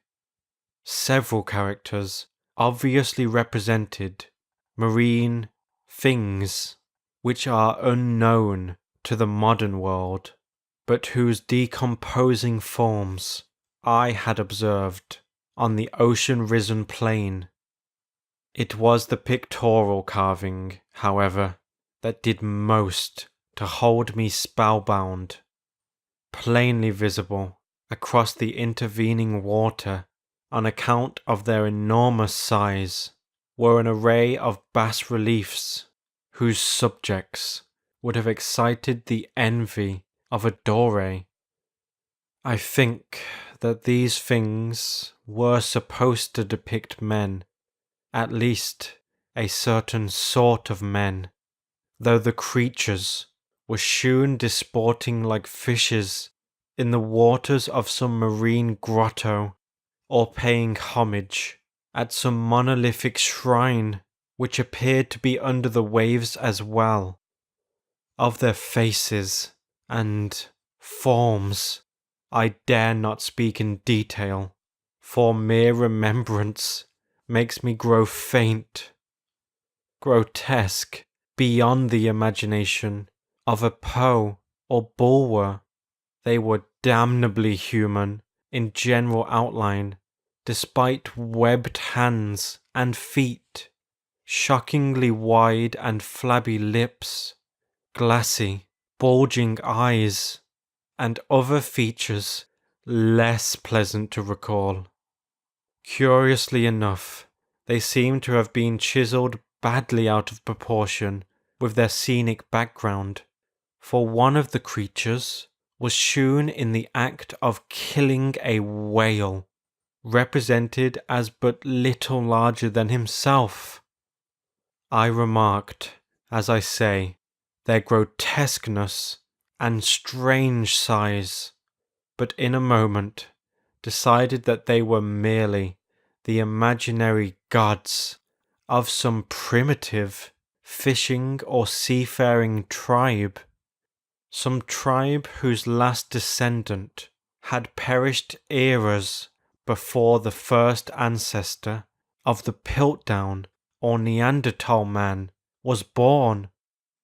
Awestruck at this unexpected glimpse into a past beyond the conception of the most daring anthropologist, I stood musing whilst the moon cast queer reflections on the silent channel before me. Then suddenly I saw it, with only a slight churning to mark its rise to the surface. The thing slid into view above the dark waters, vast, Polyphemus-like, and loathsome. It darted like a stupendous monster of nightmares to the monolith about which it flung its gigantic, scaly arms, the while it bowed its hideous head and gave vent to certain measured sounds. I think I went mad then. Of my frantic ascent of the slope and cliff, and of my delirious journey back to the stranded boat, I remember little. I believe I sang a great deal and laughed oddly when I was unable to sing. I have indistinct recollections of a great storm some time after I reached the boat. At any rate, I know that I heard peals of thunder and other tones, which nature utters only in her wildest moods. When I came out of the shadows, I was in a San Francisco hospital, brought thither by the captain of the American ship which had picked up my boat in mid-ocean. In my delirium, I had said much, but found that my words had been given scant attention. Of any land upheaval in the Pacific, my rescuers knew nothing, nor did I deem it necessary to insist upon a thing which I knew they could not believe. Once I sought out a celebrated ethnologist and amused him with peculiar questions regarding the ancient Philistine legend of Dagon, the fish god. But soon perceiving that he was hopelessly conventional, I did not press my inquiries. It is at night, when the moon is gibbous and waning, that I see the thing. I tried morphine, but the drug has given only transient surcease, and has drawn me into its clutches as a hopeless slave. So now I am to end it all, having written a full account for the information or the contemptuous amusement of my fellow men. often I ask myself if it could not all have been a pure phantasm, a mere freak of fever, as I lay sun-stricken and raving in the open boat after my escape from the German man-of-war. This I ask myself, but ever does there come before me a hideously vivid vision in reply. I cannot think of the deep sea without shuddering at the nameless things that may at this very moment be crawling and floundering on its slimy bed, worshipping their ancient stone idols and carving their own detestable likenesses on submarine obelisks of water-soaked granite.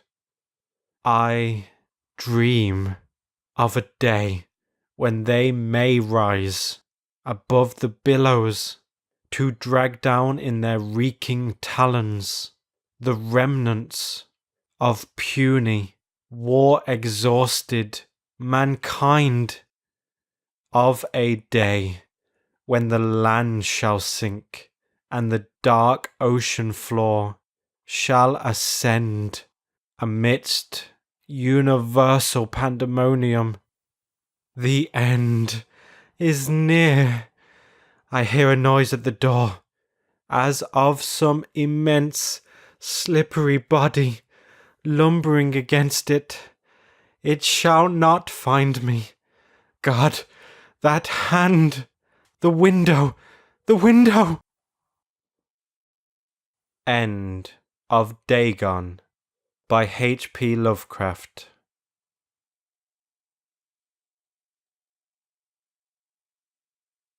Beyond the Wall of Sleep by H.P. Lovecraft.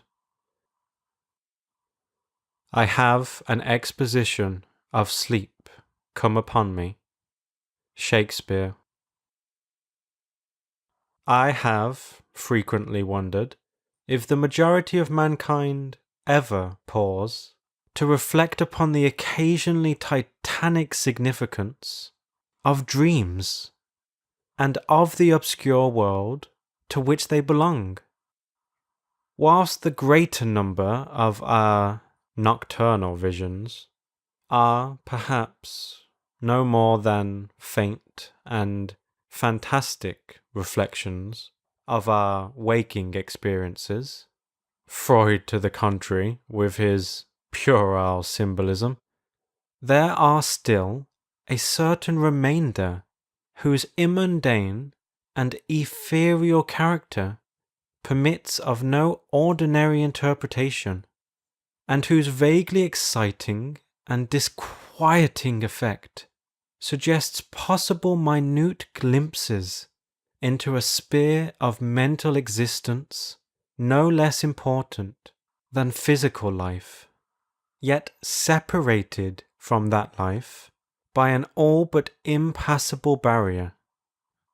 From my experience, I cannot doubt but that man, when lost to terrestrial consciousness, is indeed sojourning in another and uncorporeal life of far different nature from the life we know, and of which only the slightest and most indistinct memories linger after waking.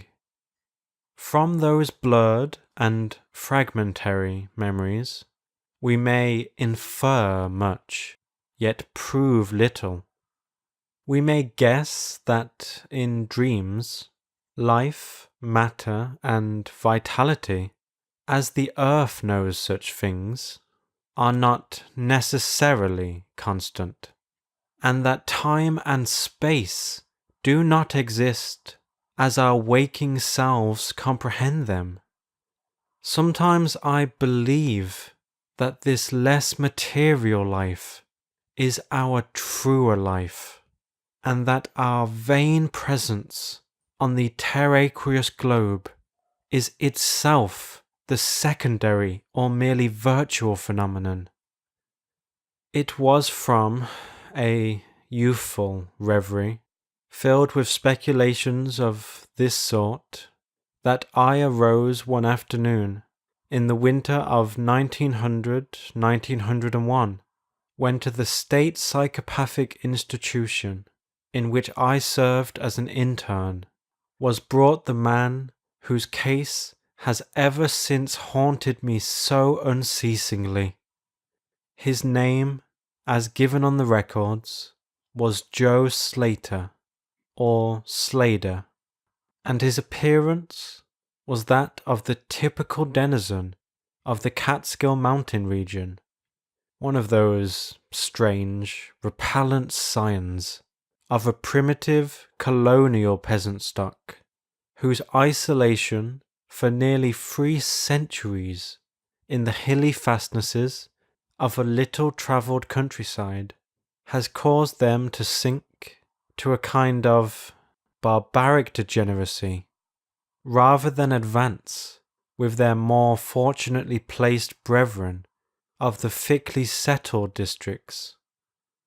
Among these odd folk, who correspond exactly to the decadent element of white trash in the South, law and morals are non-existent, and their general mental status is probably below that of any other section of the Native American people. Joe Slater, who came to the institution in the vigilant custody of 4 state policemen, and who was described as a highly dangerous character, certainly presented no evidence of his perilous disposition when first I beheld him. Though well above the middle stature, and of somewhat brawny frame, he was given an absurd appearance of harmless stupidity by the pale, sleepy blueness of his small watery eyes, the scantiness of his neglected and never shaved growth of yellow beard, and the listless drooping of his heavy nether lip.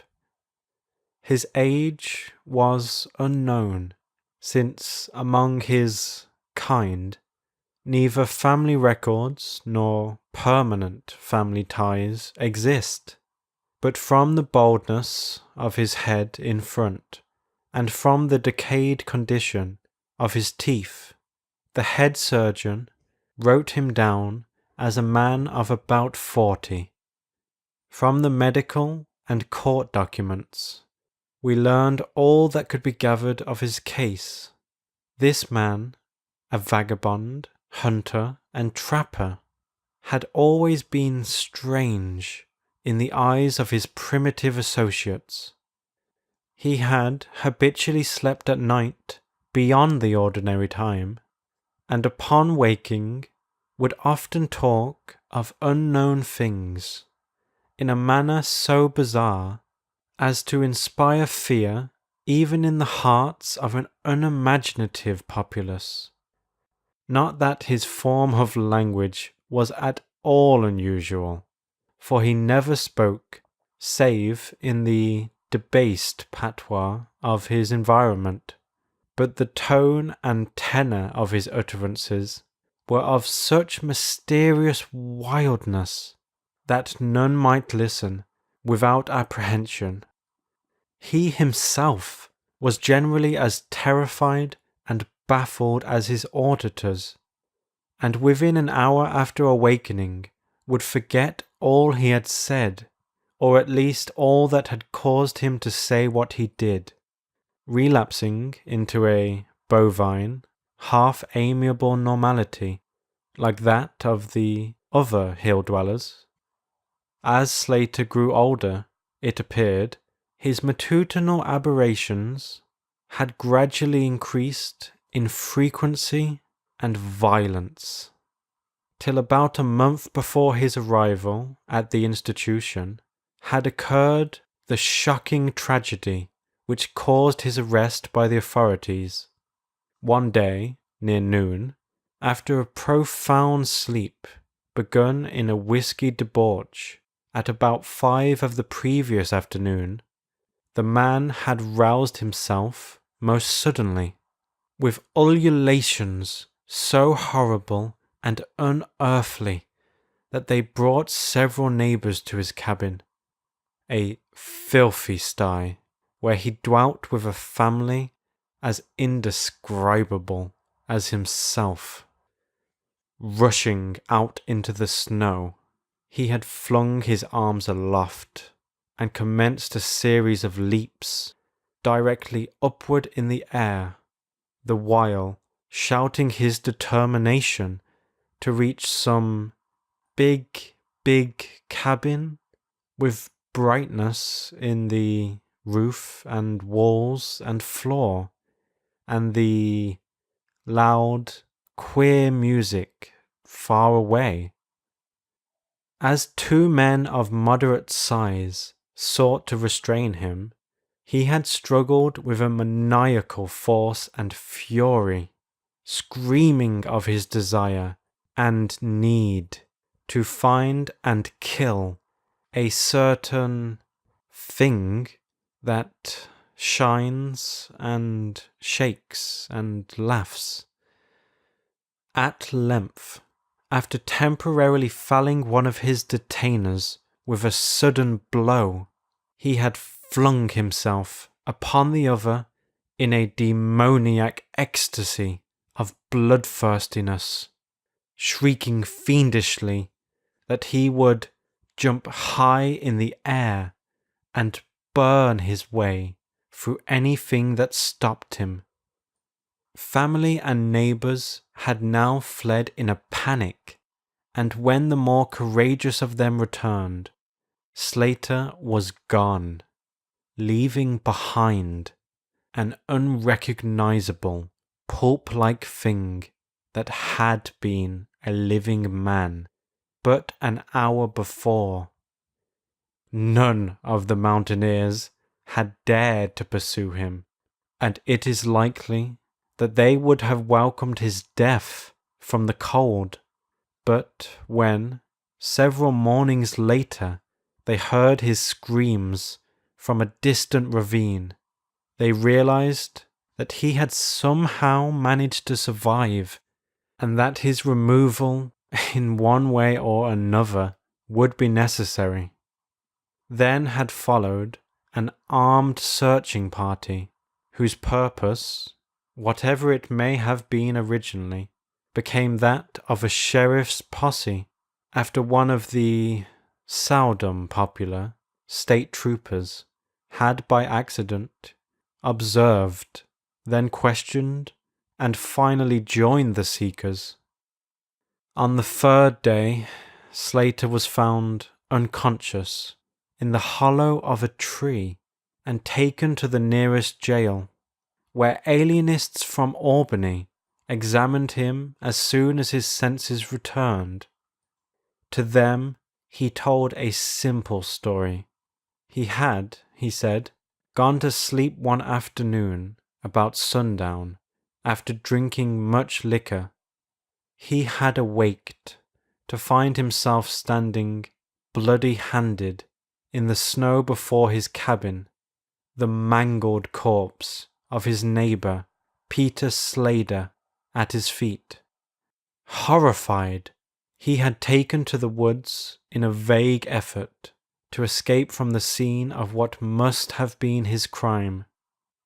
Beyond these things, he seemed to know nothing, nor could the expert questioning of his interrogators bring out a single additional fact.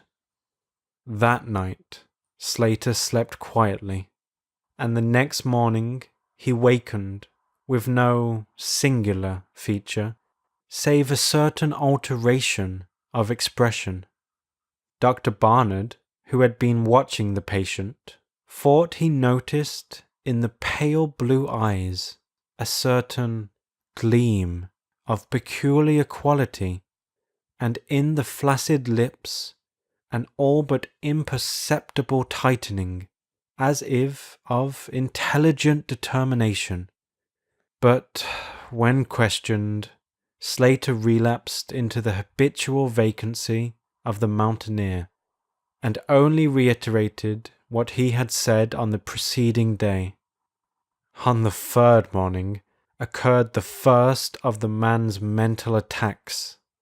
After some show of uneasiness in sleep, he burst forth into a frenzy so powerful that the combined efforts of 4 men were needed to bind him in a straitjacket.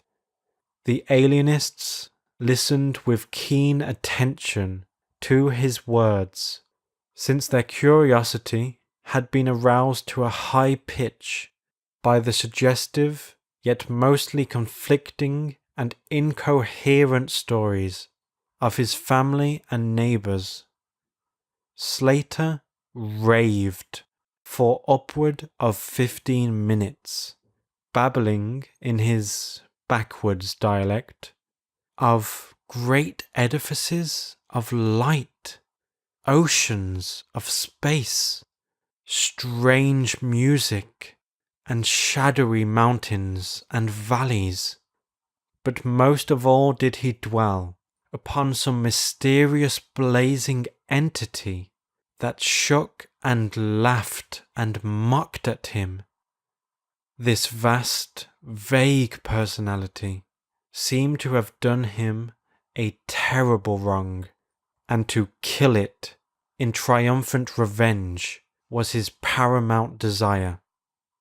In order to reach it, he said, he would soar through abysses of emptiness, burning every obstacle that stood in his way. Thus ran his discourse, until with the greatest suddenness he ceased. The fire of madness died from his eyes, and in dull wonder he looked at his questioners and asked why he was bound. Dr. Barnard unbuckled the leathern harness and did not restore it till night, when he succeeded in persuading Slater to don it of his own volition for his own good. The man had now admitted that he sometimes talked queerly, though he knew not why. Within a week, 2 more attacks appeared, but from them the doctors learned little. On the source of Slater's visions they speculated at length, for since he could neither read nor write, and had apparently never heard a legend or fairy tale, his gorgeous imagery was quite inexplicable. That it could not come from any known myth or romance was made especially clear by the fact that the unfortunate lunatic expressed himself only in his own simple manner. He raved of things he could not understand and could not interpret, things which he claimed to have experienced, but which he could not have learned through any normal or connected narration. The alienists soon agreed that abnormal dreams were the foundation of the trouble, dreams whose vividness could for a time completely dominate the waking mind of this basically inferior man. With due formality, Slater was tried for murder, acquitted on the ground of insanity, and committed to the institution wherein I held so humble a post. I have said that I am a constant speculator concerning dream life, and from this you may judge of the eagerness with which I applied myself to the study of the new patient as soon as I had fully ascertained the facts of his case.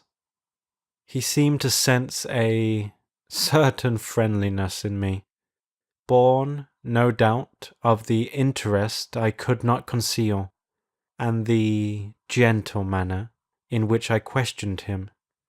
Not that he ever recognized me during his attacks, when I hung breathlessly upon his chaotic but cosmic word pictures.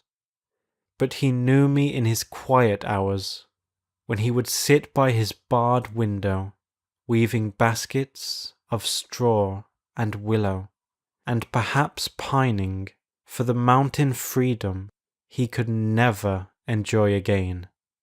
His family never called to see him. Probably it had found another temporary head, after the manner of decadent mountain folk. By degrees, I commenced to feel an overwhelming wonder at the mad and fantastic conceptions of Joe Slater. The man himself was pitiably inferior in mentality and language alike, but his glowing, titanic visions, though described in a barbarous and disjointed jargon, were assuredly things which only a superior or even exceptional brain could conceive. How, I often asked myself, could the stolid imagination of a Catskill degenerate conjure up sights whose very possession argued a lurking spark of genius? How could any backwoods dullard have gained so much as an idea of those glittering realms of supernal radiance and space about which Slater ranted in his furious delirium? More and more I inclined to the belief that in the pitiful personality who cringed before me lay the disordered nucleus of something beyond my comprehension, something infinitely beyond the comprehension of my more experienced but less imaginative medical and scientific colleagues. And yet I could extract nothing definite from the man.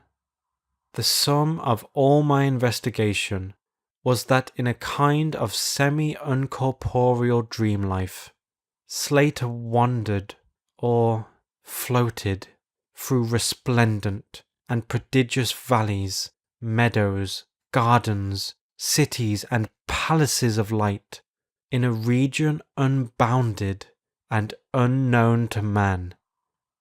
That there he was no peasant or degenerate, but a creature of importance and vivid life, moving proudly and dominantly, and checked only by a certain deadly enemy, who seemed to be a being of visible yet ethereal structure, and who did not appear to be of human shape, since Slater never referred to it as a man or as aught save a thing.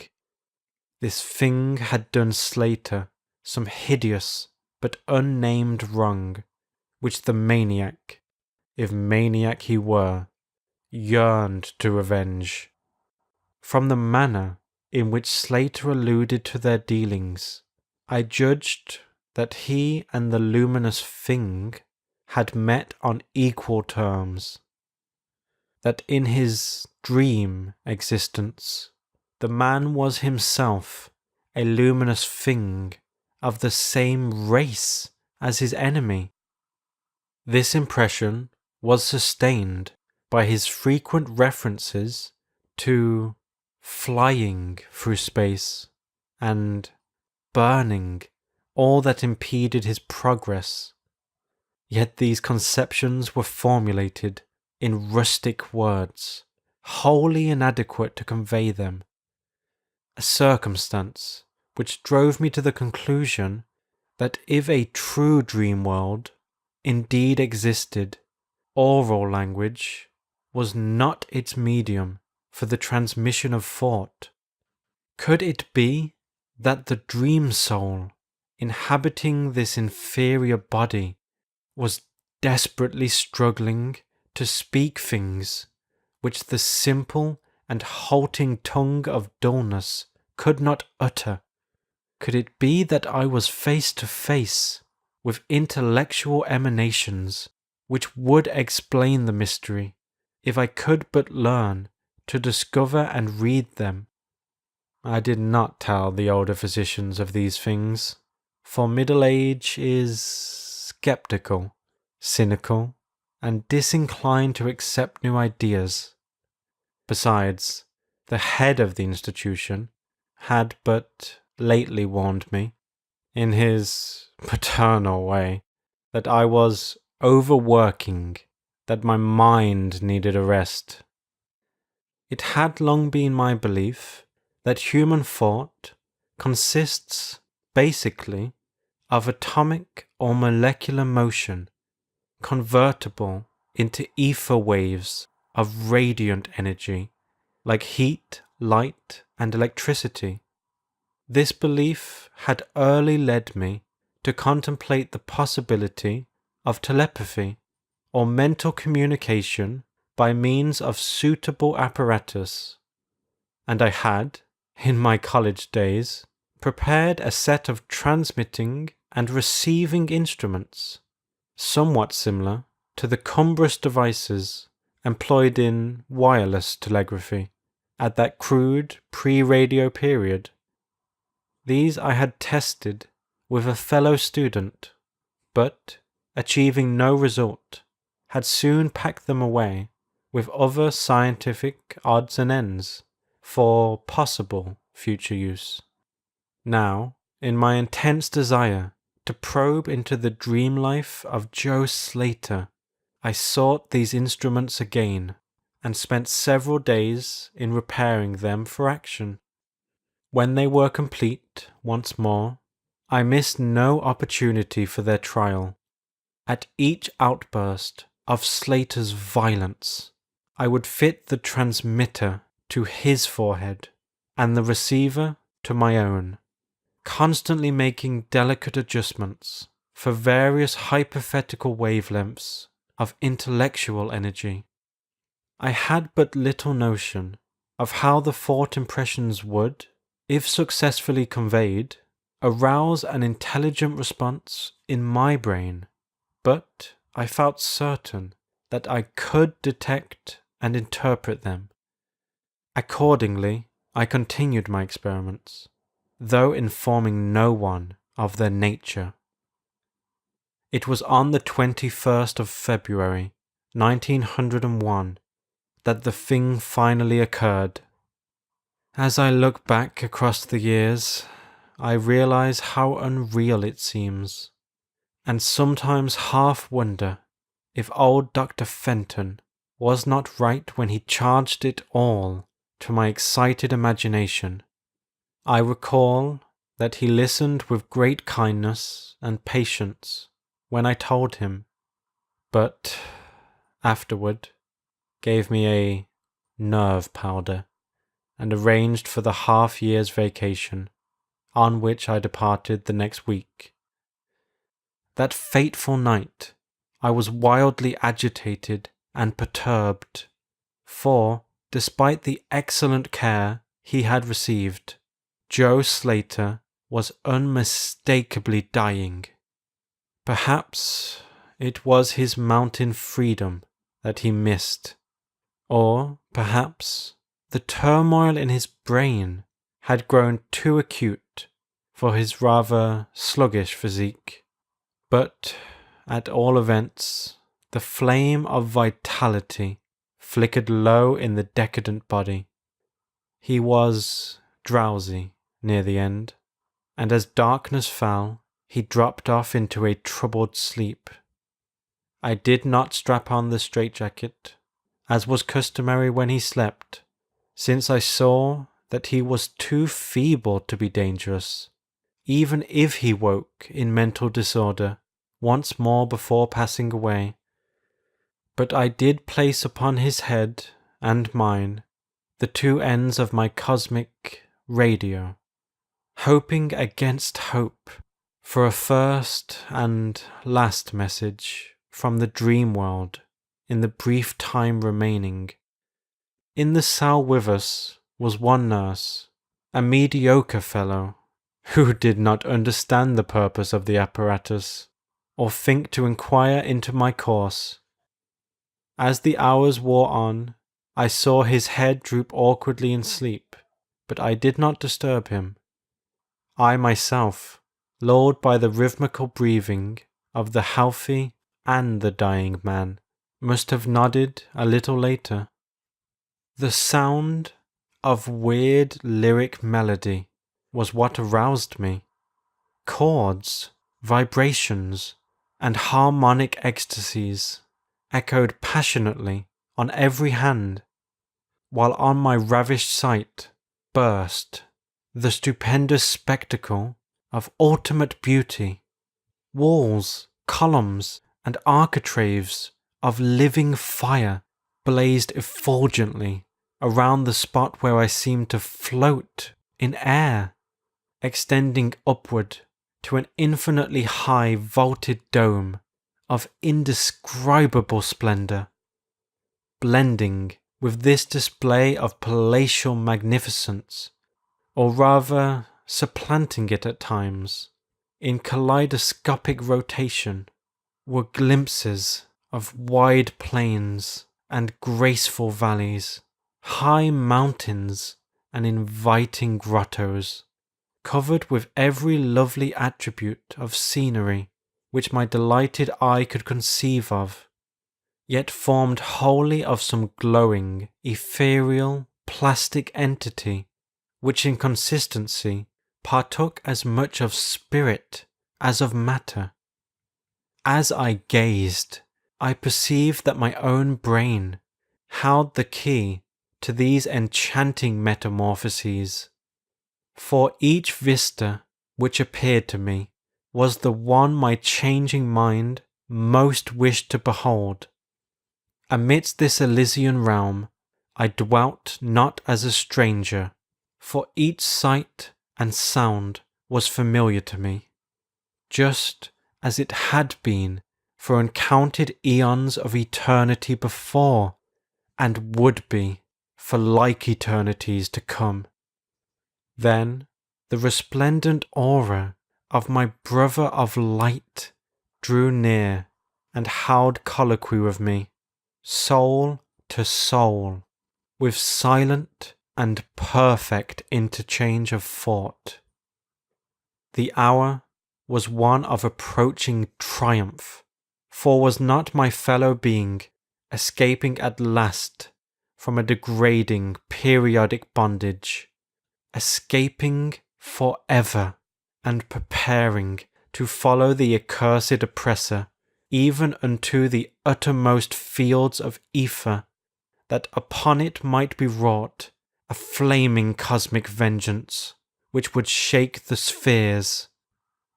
We floated thus for a little time, when I perceived a slight blurring and fading of the objects around us, as though some force were recalling me to earth, where I least wished to go.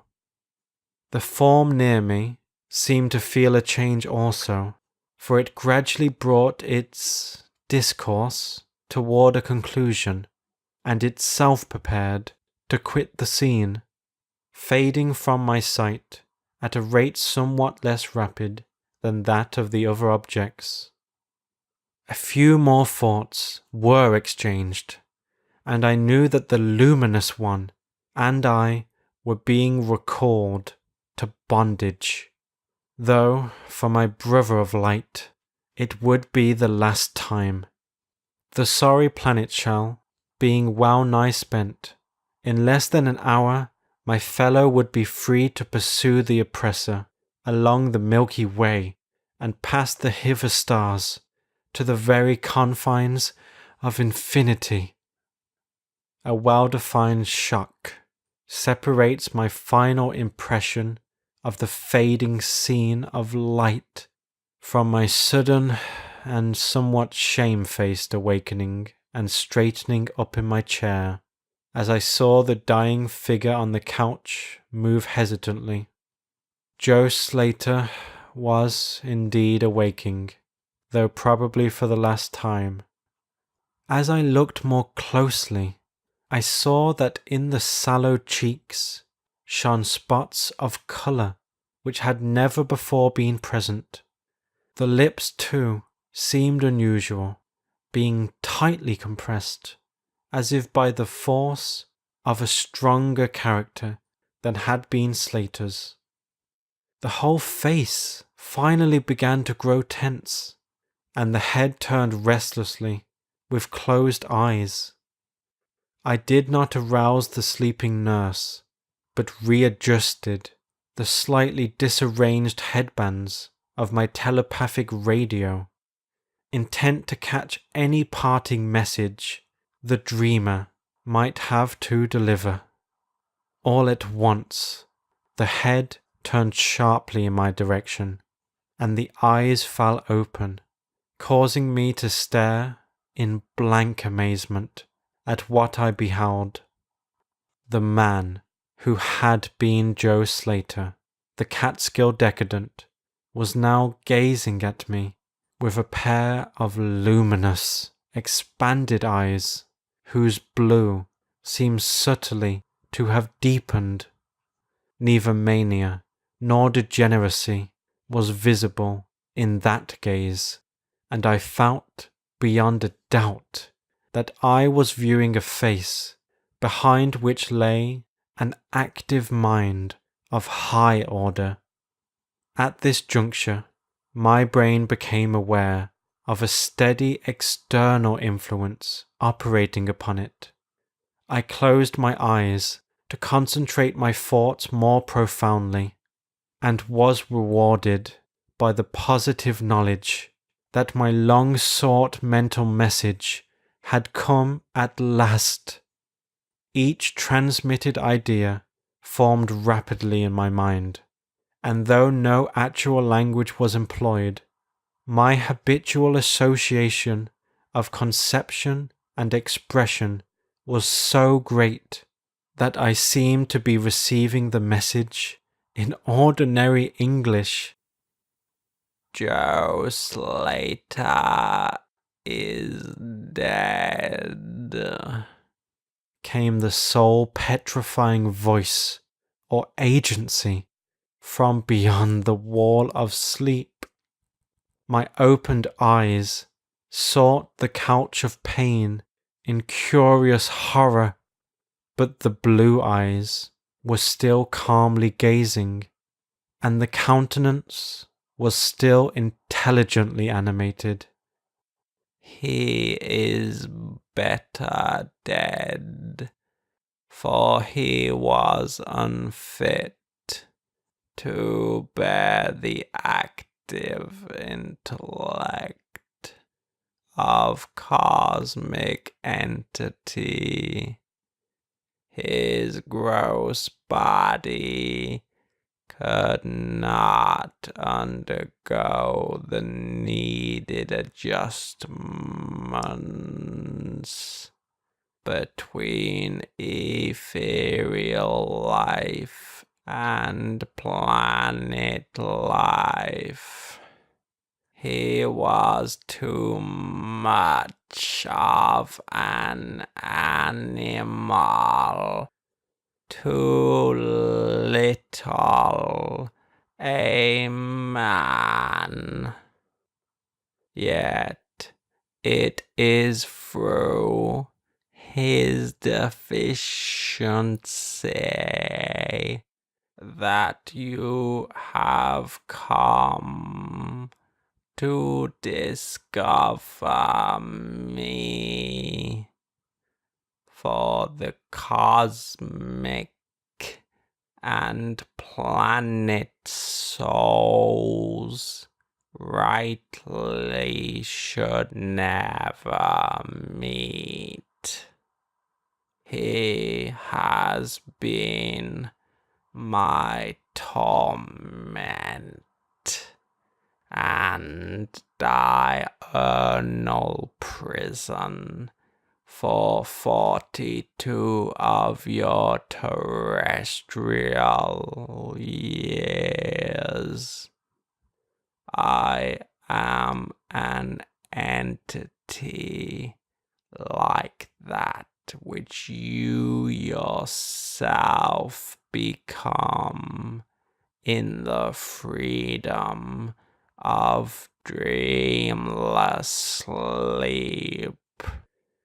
I am your brother of light and have floated with you in the effulgent valleys.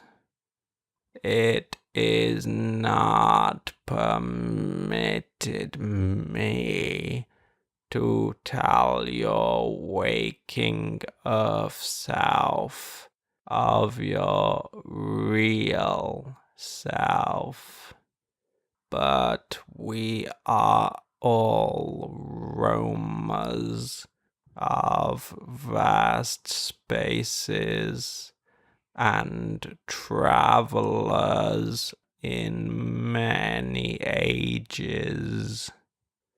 Next year I may be dwelling in the dark Egypt which you call ancient, or in the cruel empire of San Chan, which is to come 3,000 years hence.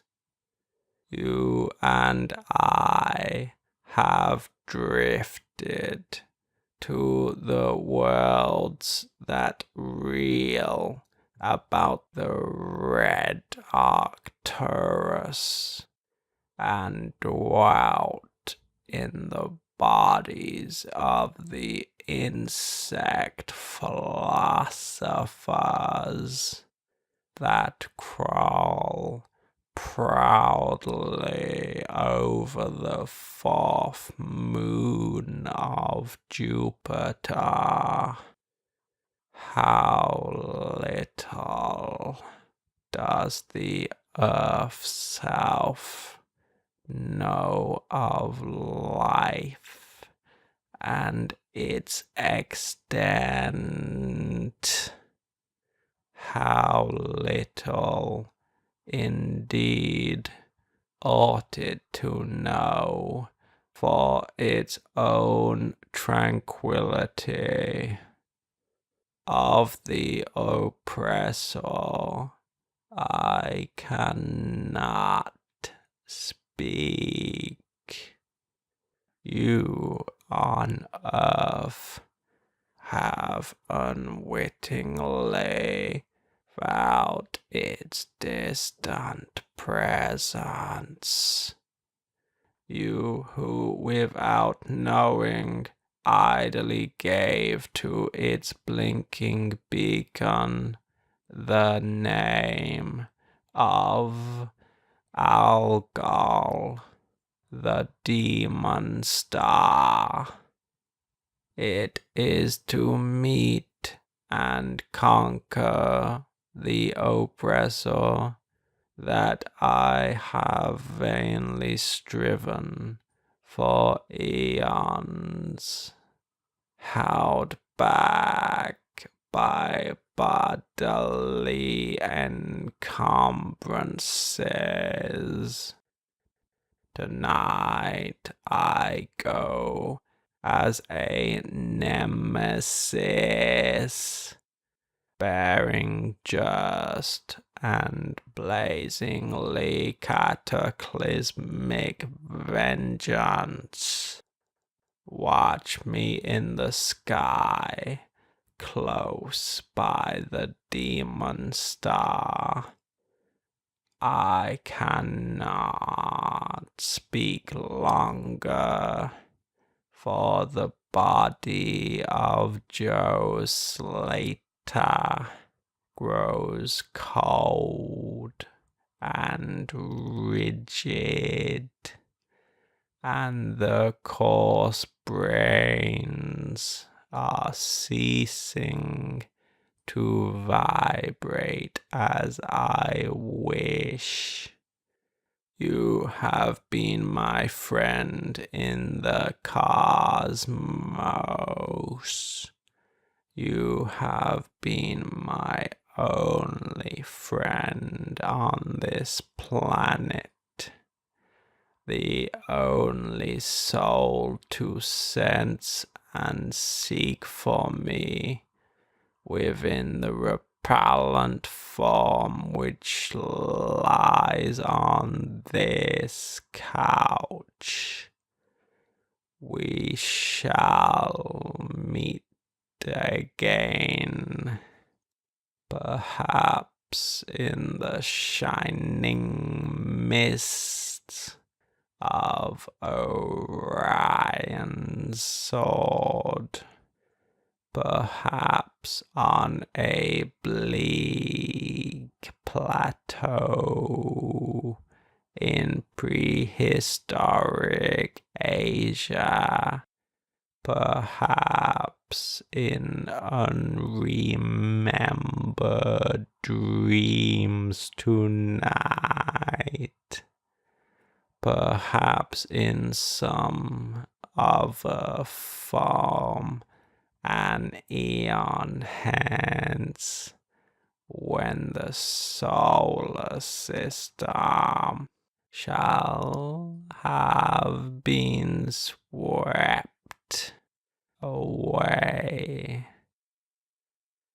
At this point, the thought waves abruptly ceased, and the pale eyes of the dreamer, or can I say, dead man, commenced to glaze fishily.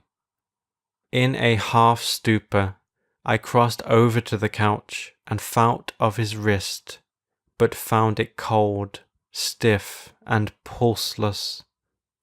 The sallow cheeks paled again, and the thick lips fell open, disclosing the repulsively rotten fangs of the degenerate Joe Slater.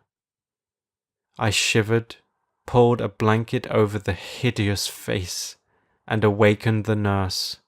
Then I left the cell and went silently to my room. I had an insistent and unaccountable craving for a sleep whose dreams I should not remember.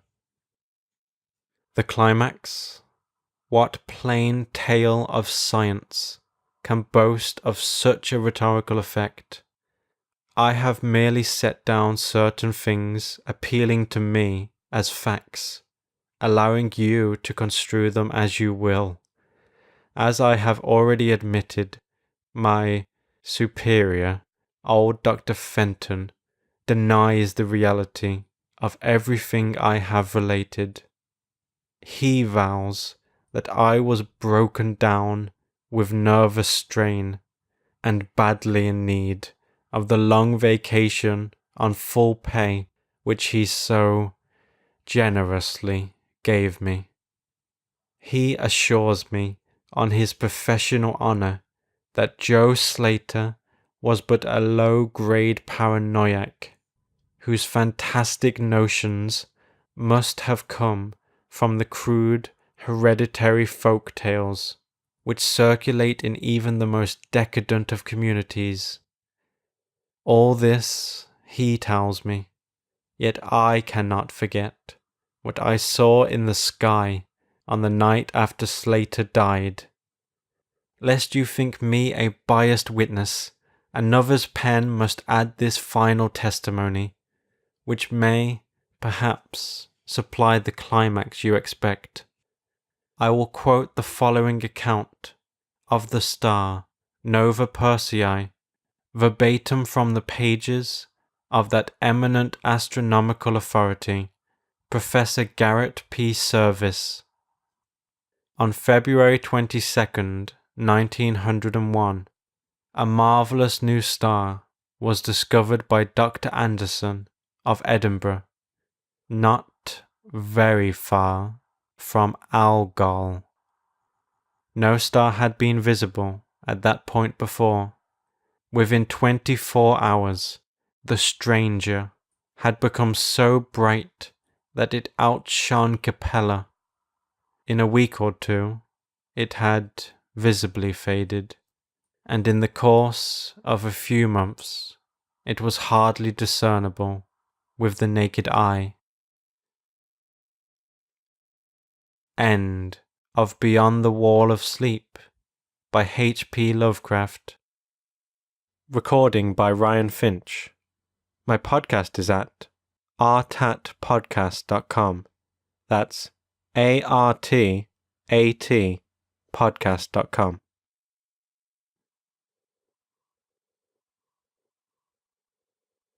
The Tomb by H.P. Lovecraft. Sedibus ut soltem placidis in morte quiescum. Virgil. In relating the circumstances which have led to my confinement within this refuge for the demented, I am aware that my present position will create a natural doubt of the authenticity of my narrative. It is an unfortunate fact that the bulk of humanity is too limited in its mental vision to weigh with patience and intelligence those isolated phenomena seen and felt only by a psychologically sensitive few, which lie outside its common experience. Men of broader intellect know that there is no sharp distinction betwixt the real and the unreal, that all things appear as they do only by virtue of the delicate, individual, physical and mental media through which we are made conscious of them. But the prosaic materialism of the majority condemns as madness the flashes of supersight which penetrate the common veil of obvious empiricism.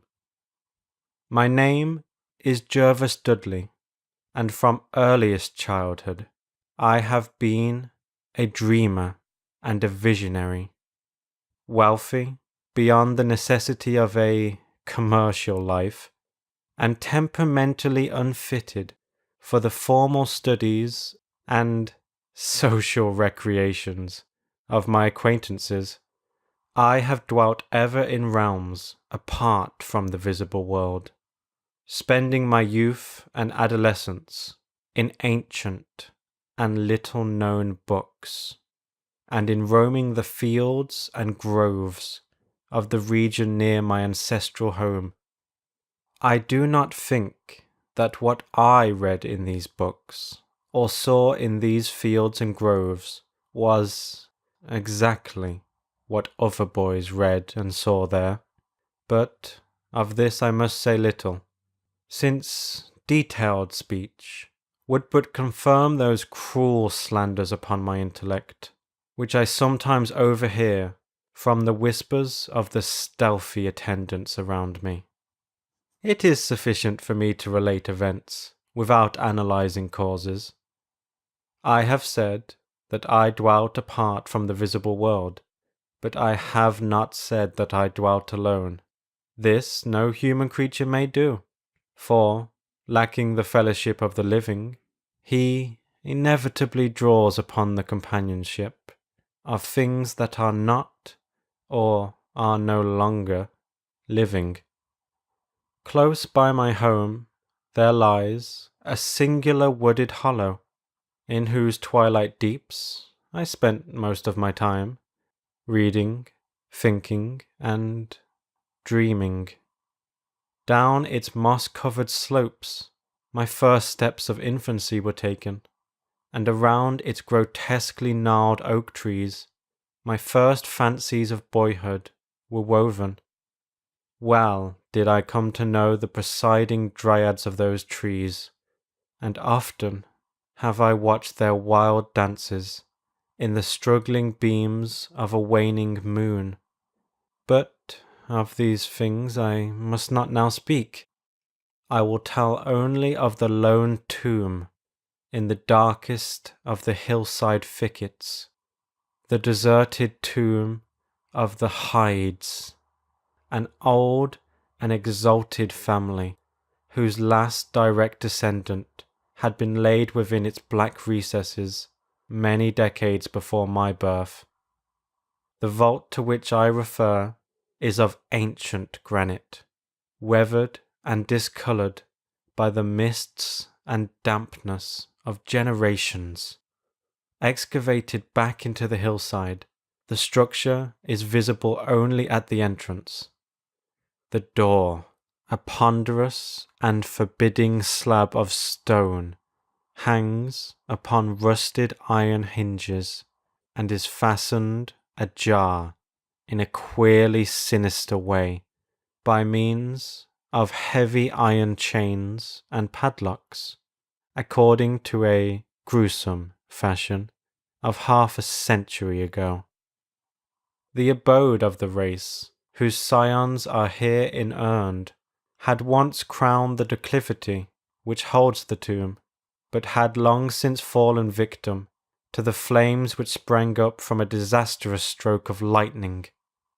Of the midnight storm which destroyed this gloomy mansion, the older inhabitants of the region sometimes speak in hushed and uneasy voices, alluding to what they call divine wrath, in a manner that in later years vaguely increased the always strong fascination which I felt for the forest-darkened sepulchre.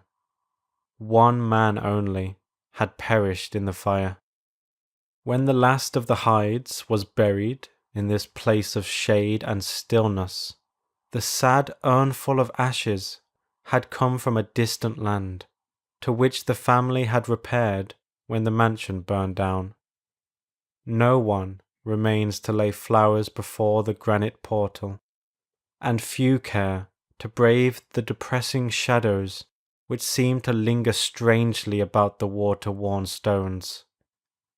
I shall never forget the afternoon when first I stumbled upon the half-hidden house of death.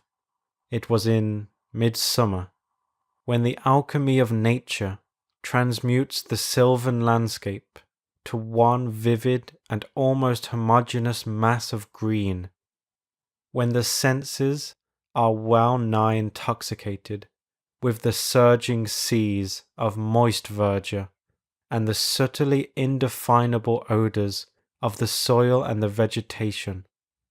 In such surroundings, the mind loses its perspective.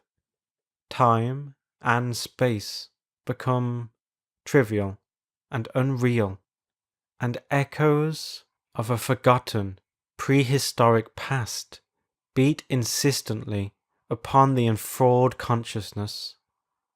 All day I had been wandering through the mystic groves of the hollow, thinking thoughts I need not discuss, and conversing with things I need not name.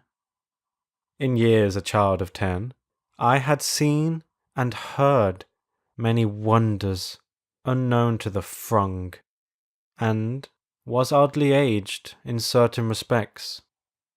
When, upon forcing my way between two savage clumps of briars, I suddenly encountered the entrance of the vault, I had no knowledge of what I had discovered.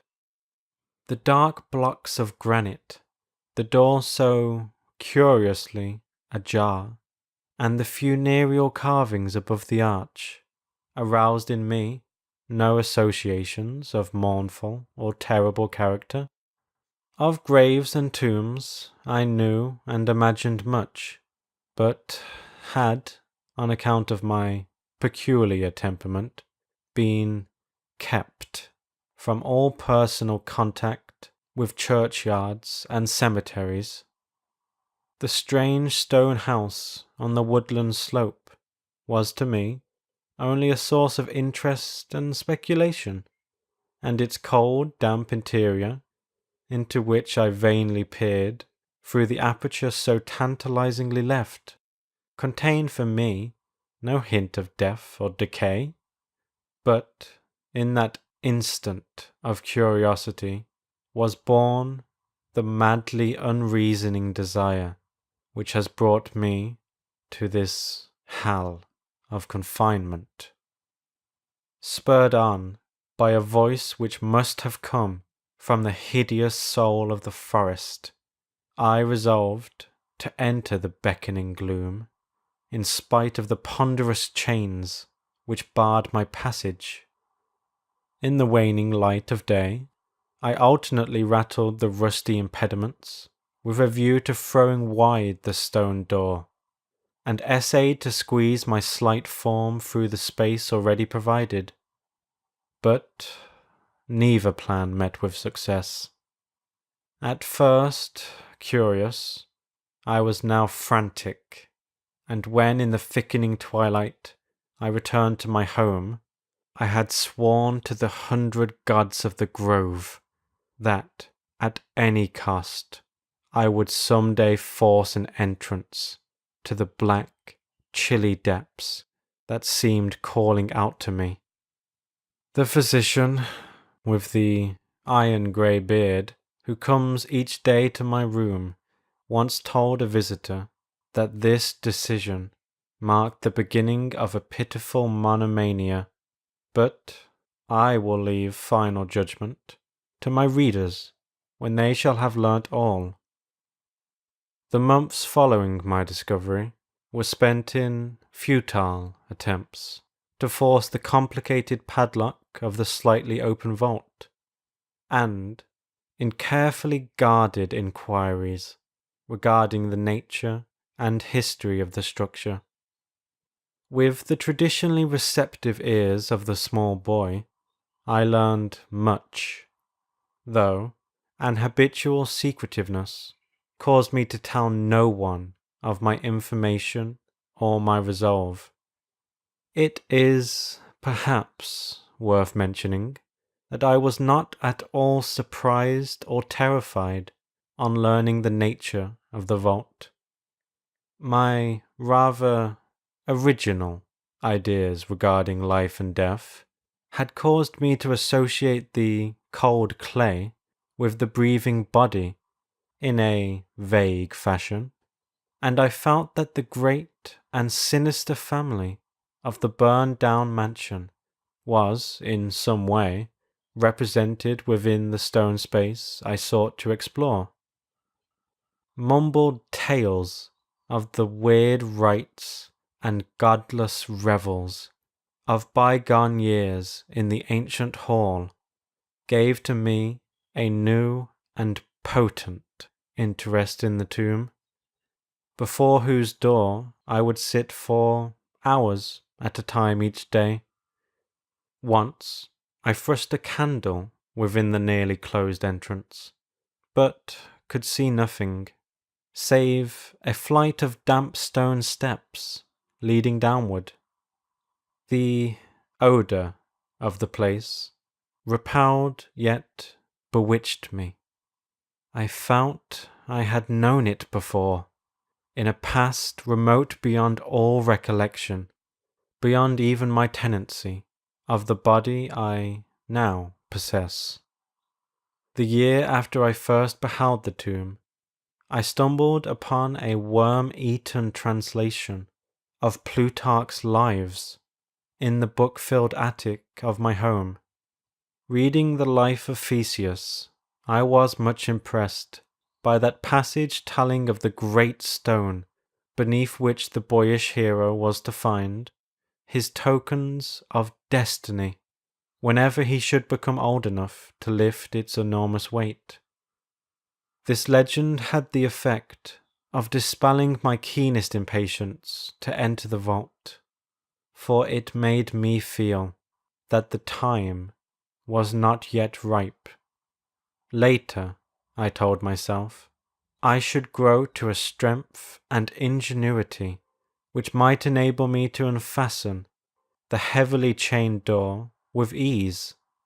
But until then, I would do better by conforming to what seemed the will of fate. Accordingly, my watches by the dank portal became less persistent, and much of my time was spent in other, though equally strange, pursuits. I would sometimes rise very quietly in the night, stealing out to walk in those churchyards and places of burial from which I had been kept by my parents. What I did there, I may not say, for I am not now sure of the reality of certain things, but I know that on the day after such a nocturnal ramble, I would often astonish those about me with my knowledge of topics almost forgotten for many generations. It was after a night like this that I shocked the community with a queer conceit about the burial of the rich and celebrated Squire Brewster, a maker of local history who was interred in 1711, and whose slate headstone, bearing a graven skull and crossbones, was slowly crumbling to powder. In a moment of childish imagination, I vowed not only that the undertaker, Goodman Simpson, had stolen the silver-buckled shoes, silken hose, and satin small-clothes of the deceased before burial, but that the squire himself, not fully inanimate, had turned twice in his mound-covered coffin on the day after interment. But the idea of entering the tomb never left my thoughts, being, indeed, stimulated by the unexpected genealogical discovery that my own maternal ancestry possessed at least a slight link with the supposedly extinct family of the Hydes. Last of my paternal race, I was, likewise, the last of this older and more mysterious line. I began to feel that the tomb was mine, and to look forward with hot eagerness to the time when I might pass within that stone door and down those slimy stone steps in the dark.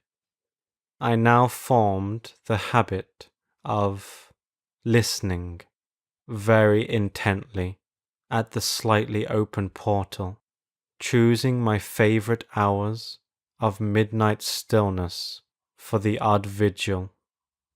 By the time I came of age, I had made a small clearing in the thicket before the mould-stained facade of the hillside, allowing the surrounding vegetation to encircle and overhang the space like the walls and roof of a sylvan bower.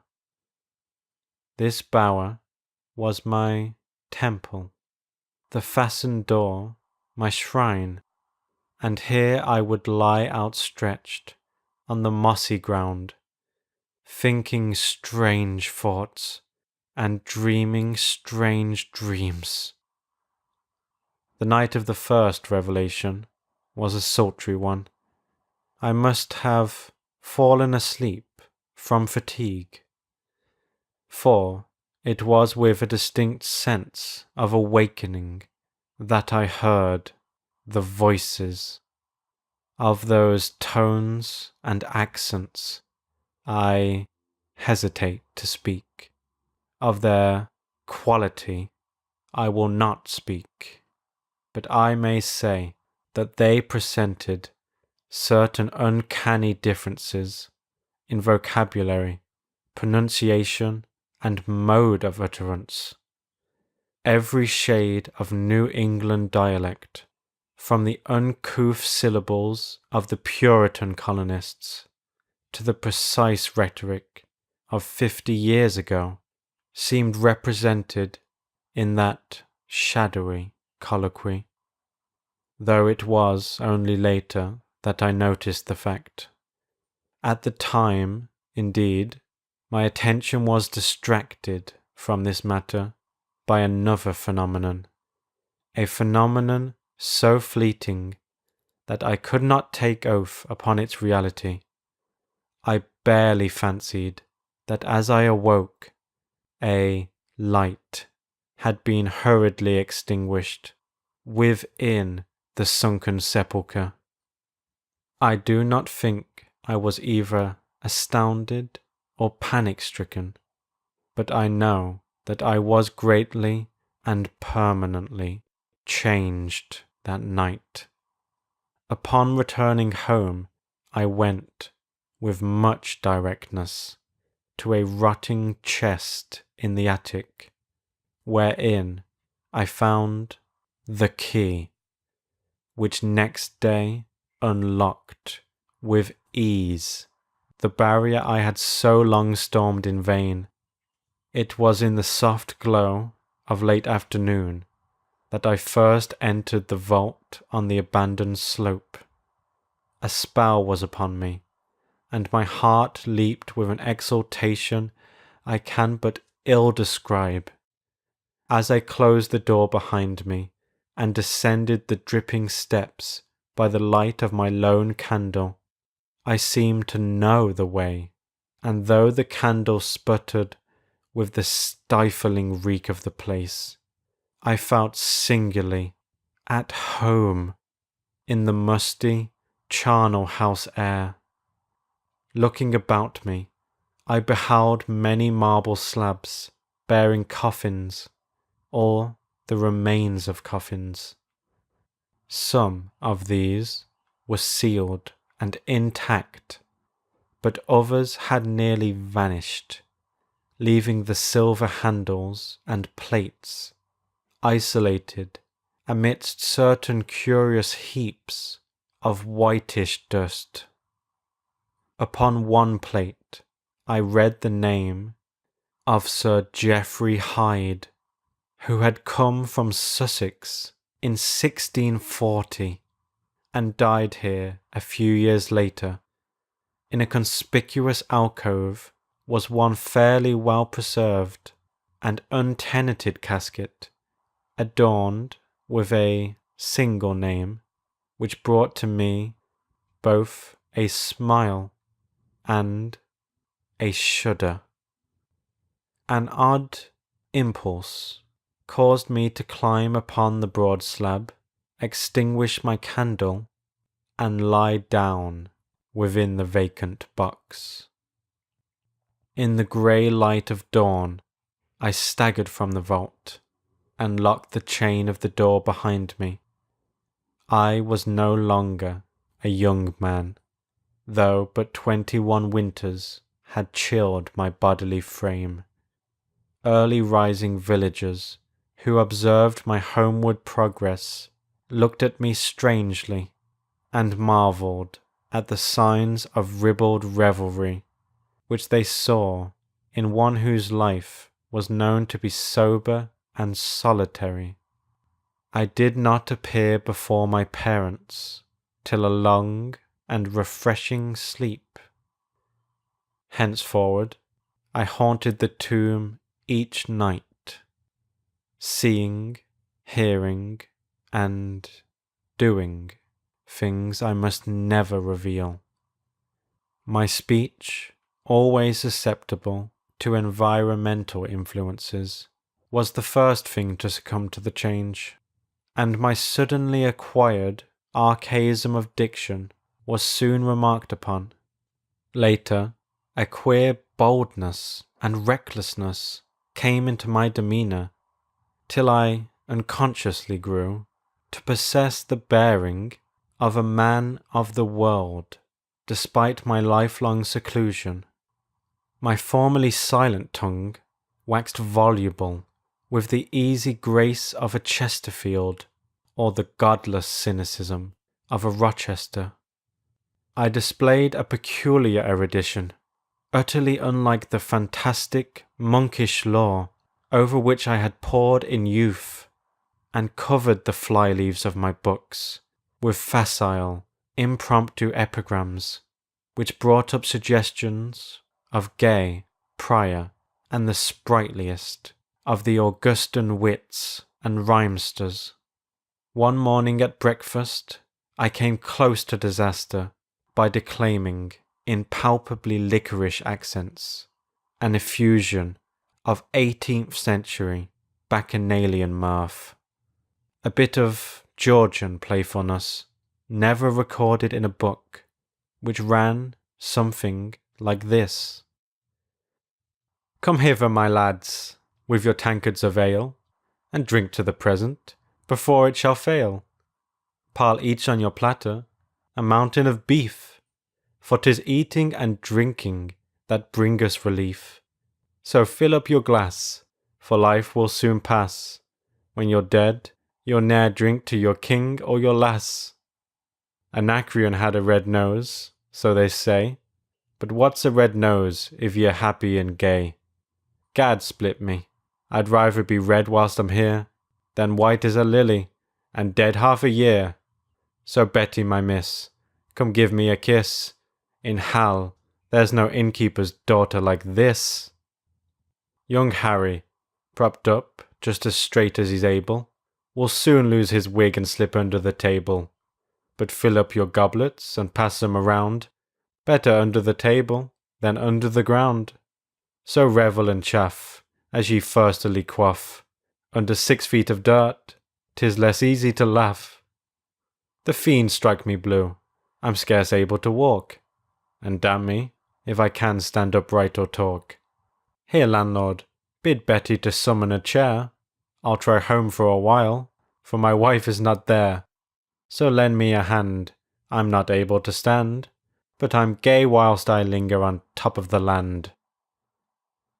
About this time, I conceived my present fear of fire and thunderstorms. Previously indifferent to such things, I had now an unspeakable horror of them, and would retire to the innermost recesses of the house whenever the heavens threatened an electrical display. A favourite haunt of mine during the day was the ruined cellar of the mansion that had burned down, and in fancy I would picture the structure as it had been in its prime.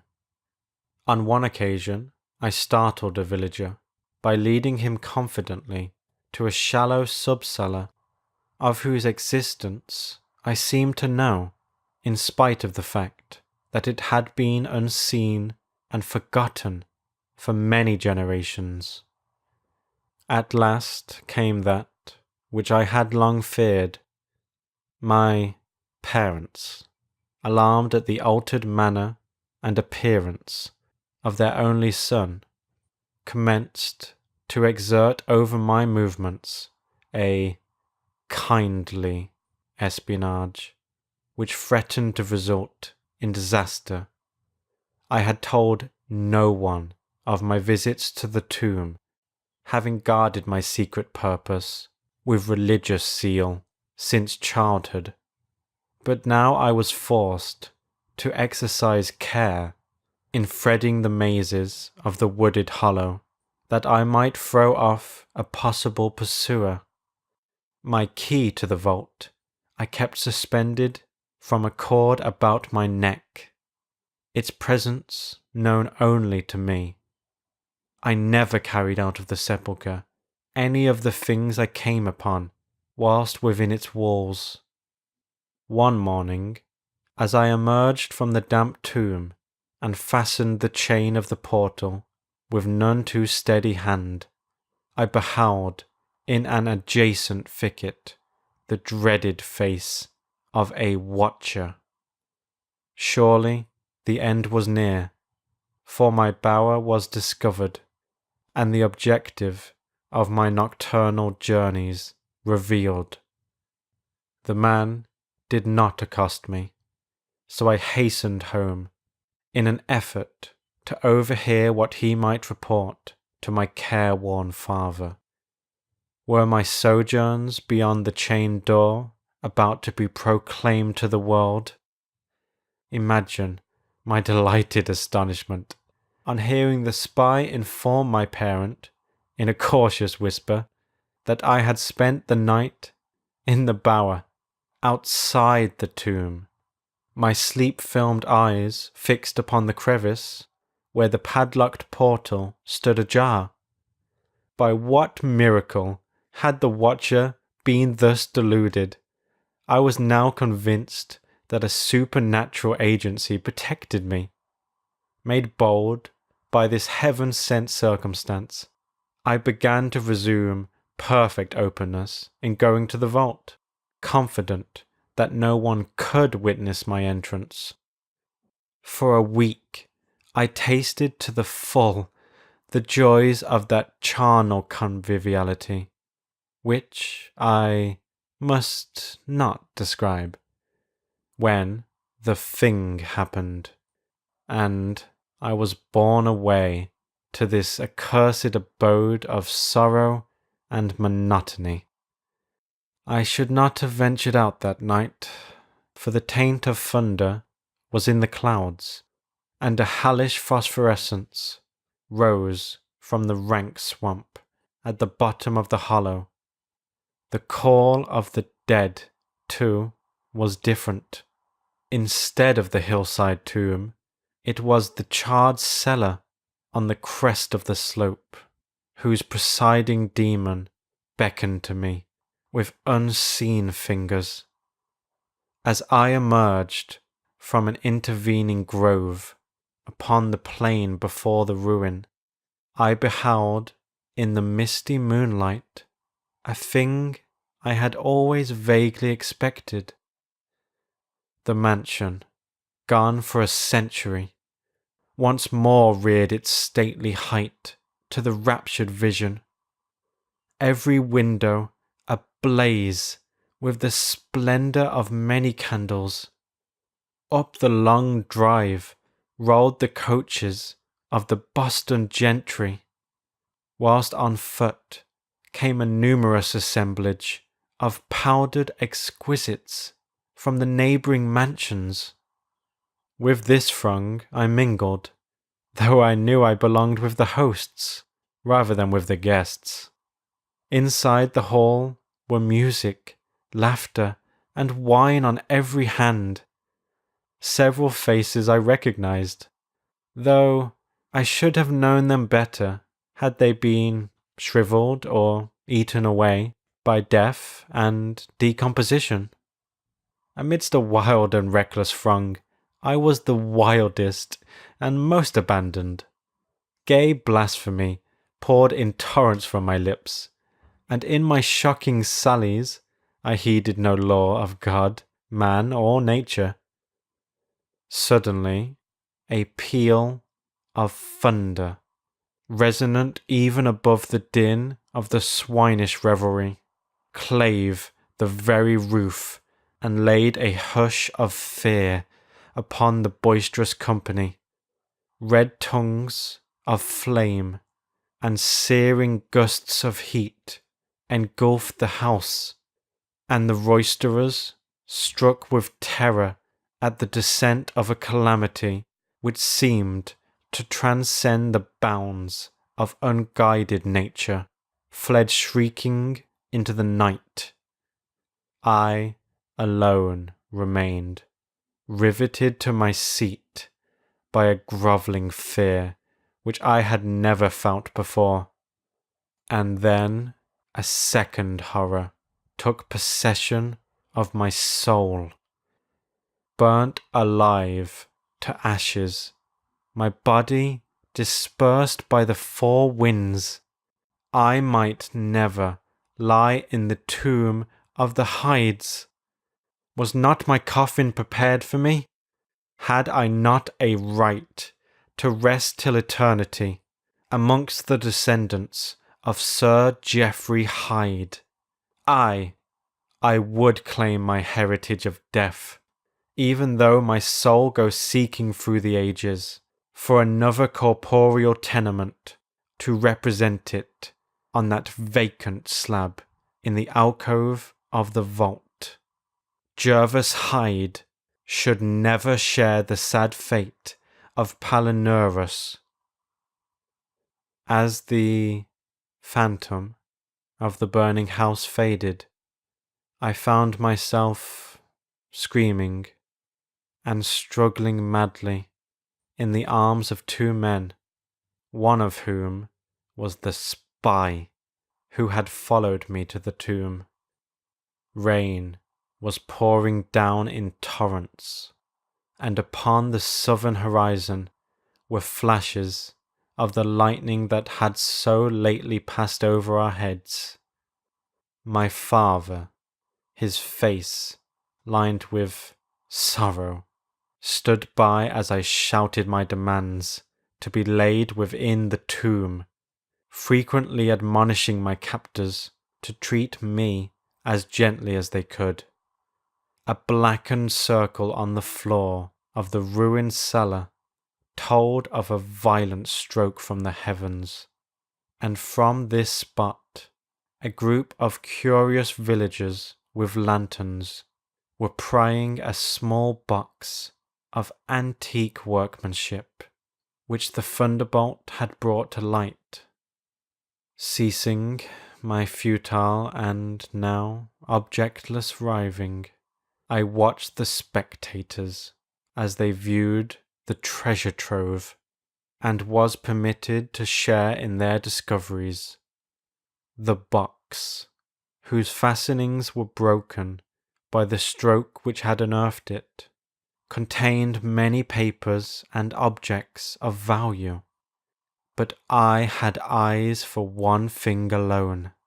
It was the porcelain miniature of a young man in a smartly curled bagwig, and bore the initials J.H. The face was such that as I gazed, I might well have been studying my mirror.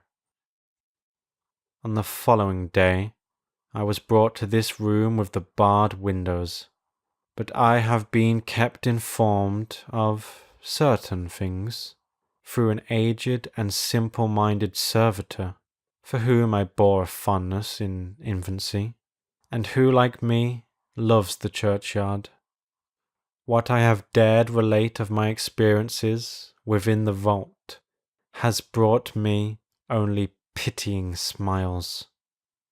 My father, who visits me frequently, declares that at no time did I pass the chained portal, and swears that the rusted padlock had not been touched for 50 years when he examined it. He even says that all the village knew of my journeys to the tomb, and that I was often watched as I slept in the bower outside the grim facade, my half-open eyes fixed on the crevice that leads to the interior. Against these assertions, I have no tangible proof to offer, since my key to the padlock was lost in the struggle on that night of horrors. The strange things of the past, which I learnt during those nocturnal meetings with the dead, he dismisses as the fruits of my lifelong and omnivorous browsing amongst the ancient volumes of the family library. Had it not been for my old servant Hiram, I should have, by this time, become quite convinced of my madness.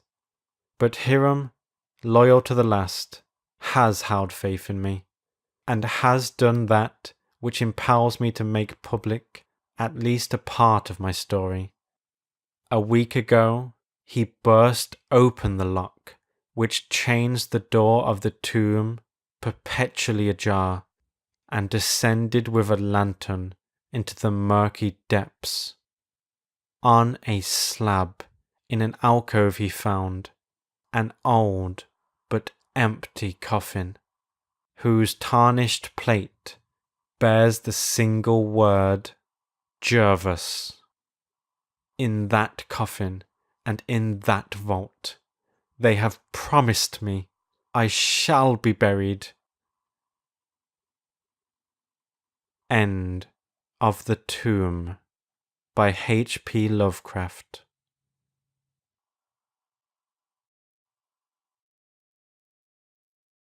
Nyarlathotep by H.P. Lovecraft. Nyarlathotep, the crawling chaos. I am the last. I will tell the audient void. I do not recall distinctly when it began, but it was months ago. The general tension was horrible. To a season of political and social upheaval was added a strange and brooding apprehension of hideous physical danger, a danger widespread and all-embracing, such a danger as may be imagined only in the most terrible phantasms of the night. I recall that the people went about with pale and worried faces, and whispered warnings and prophecies which no one dared consciously repeat or acknowledge to himself that he had heard. A sense of monstrous guilt was upon the land, and out of the abysses between the stars swept chill currents that made men shiver in dark and lonely places.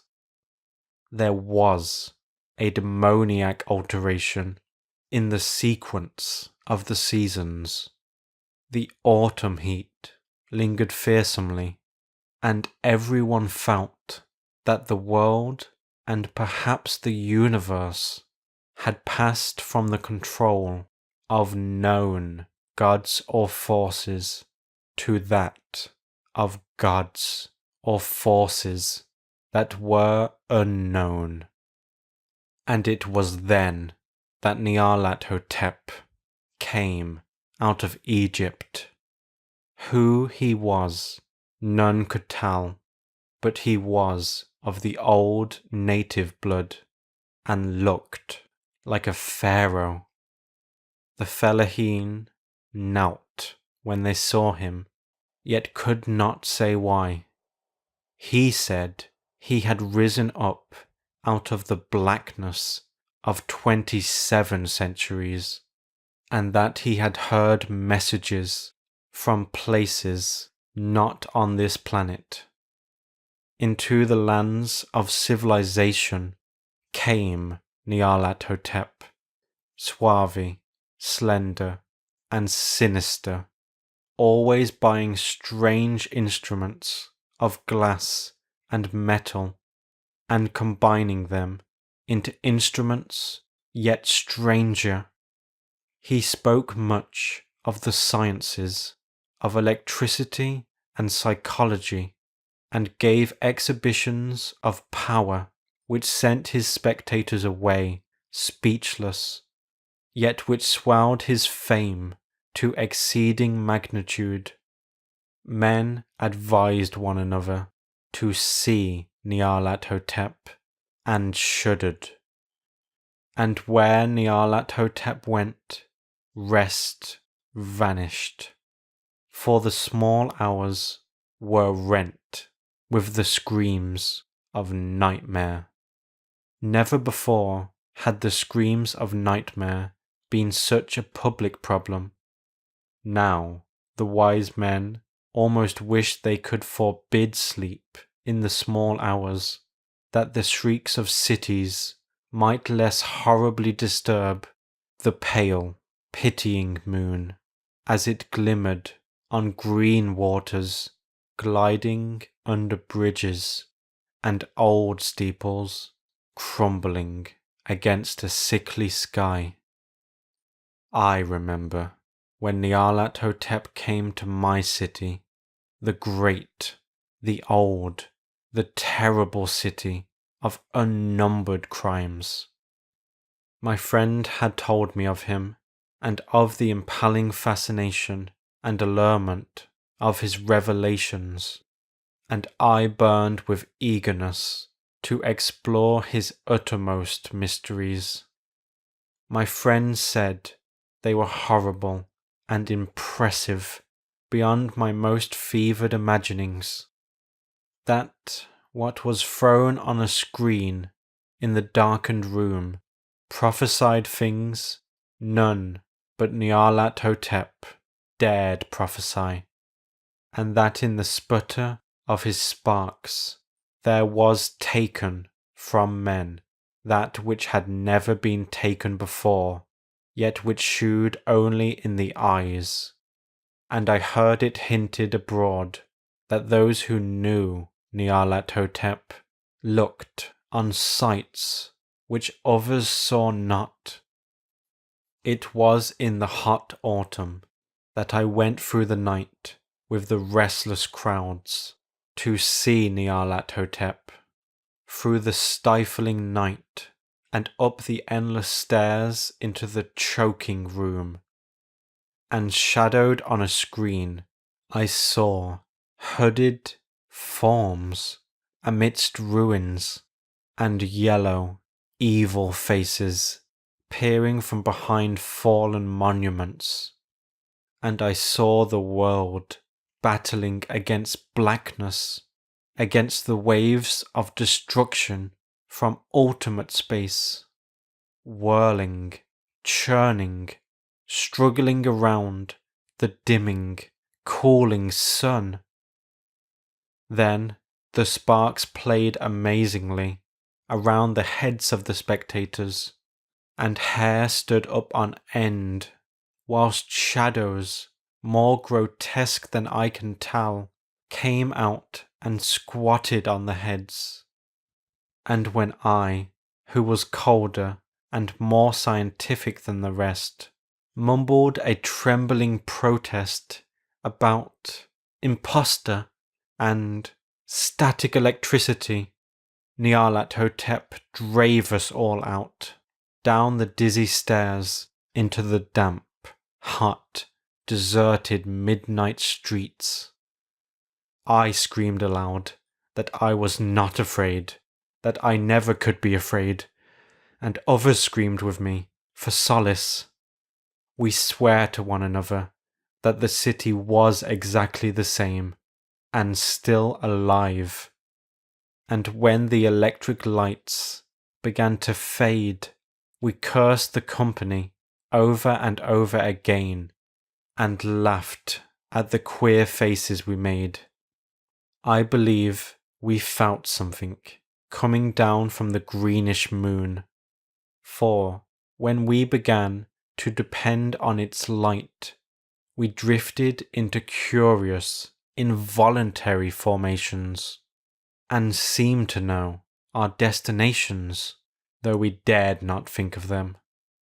Once we looked at the pavement and found the blocks loose and displaced by grass, with scarce a line of rusted metal to shew where the tramways had run.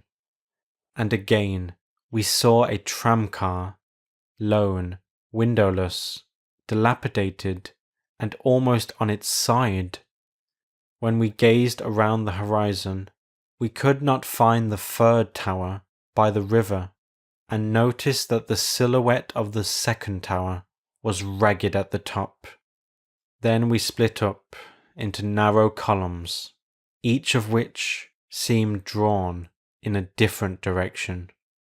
One disappeared in a narrow alley to the left, leaving only the echo of a shocking moan.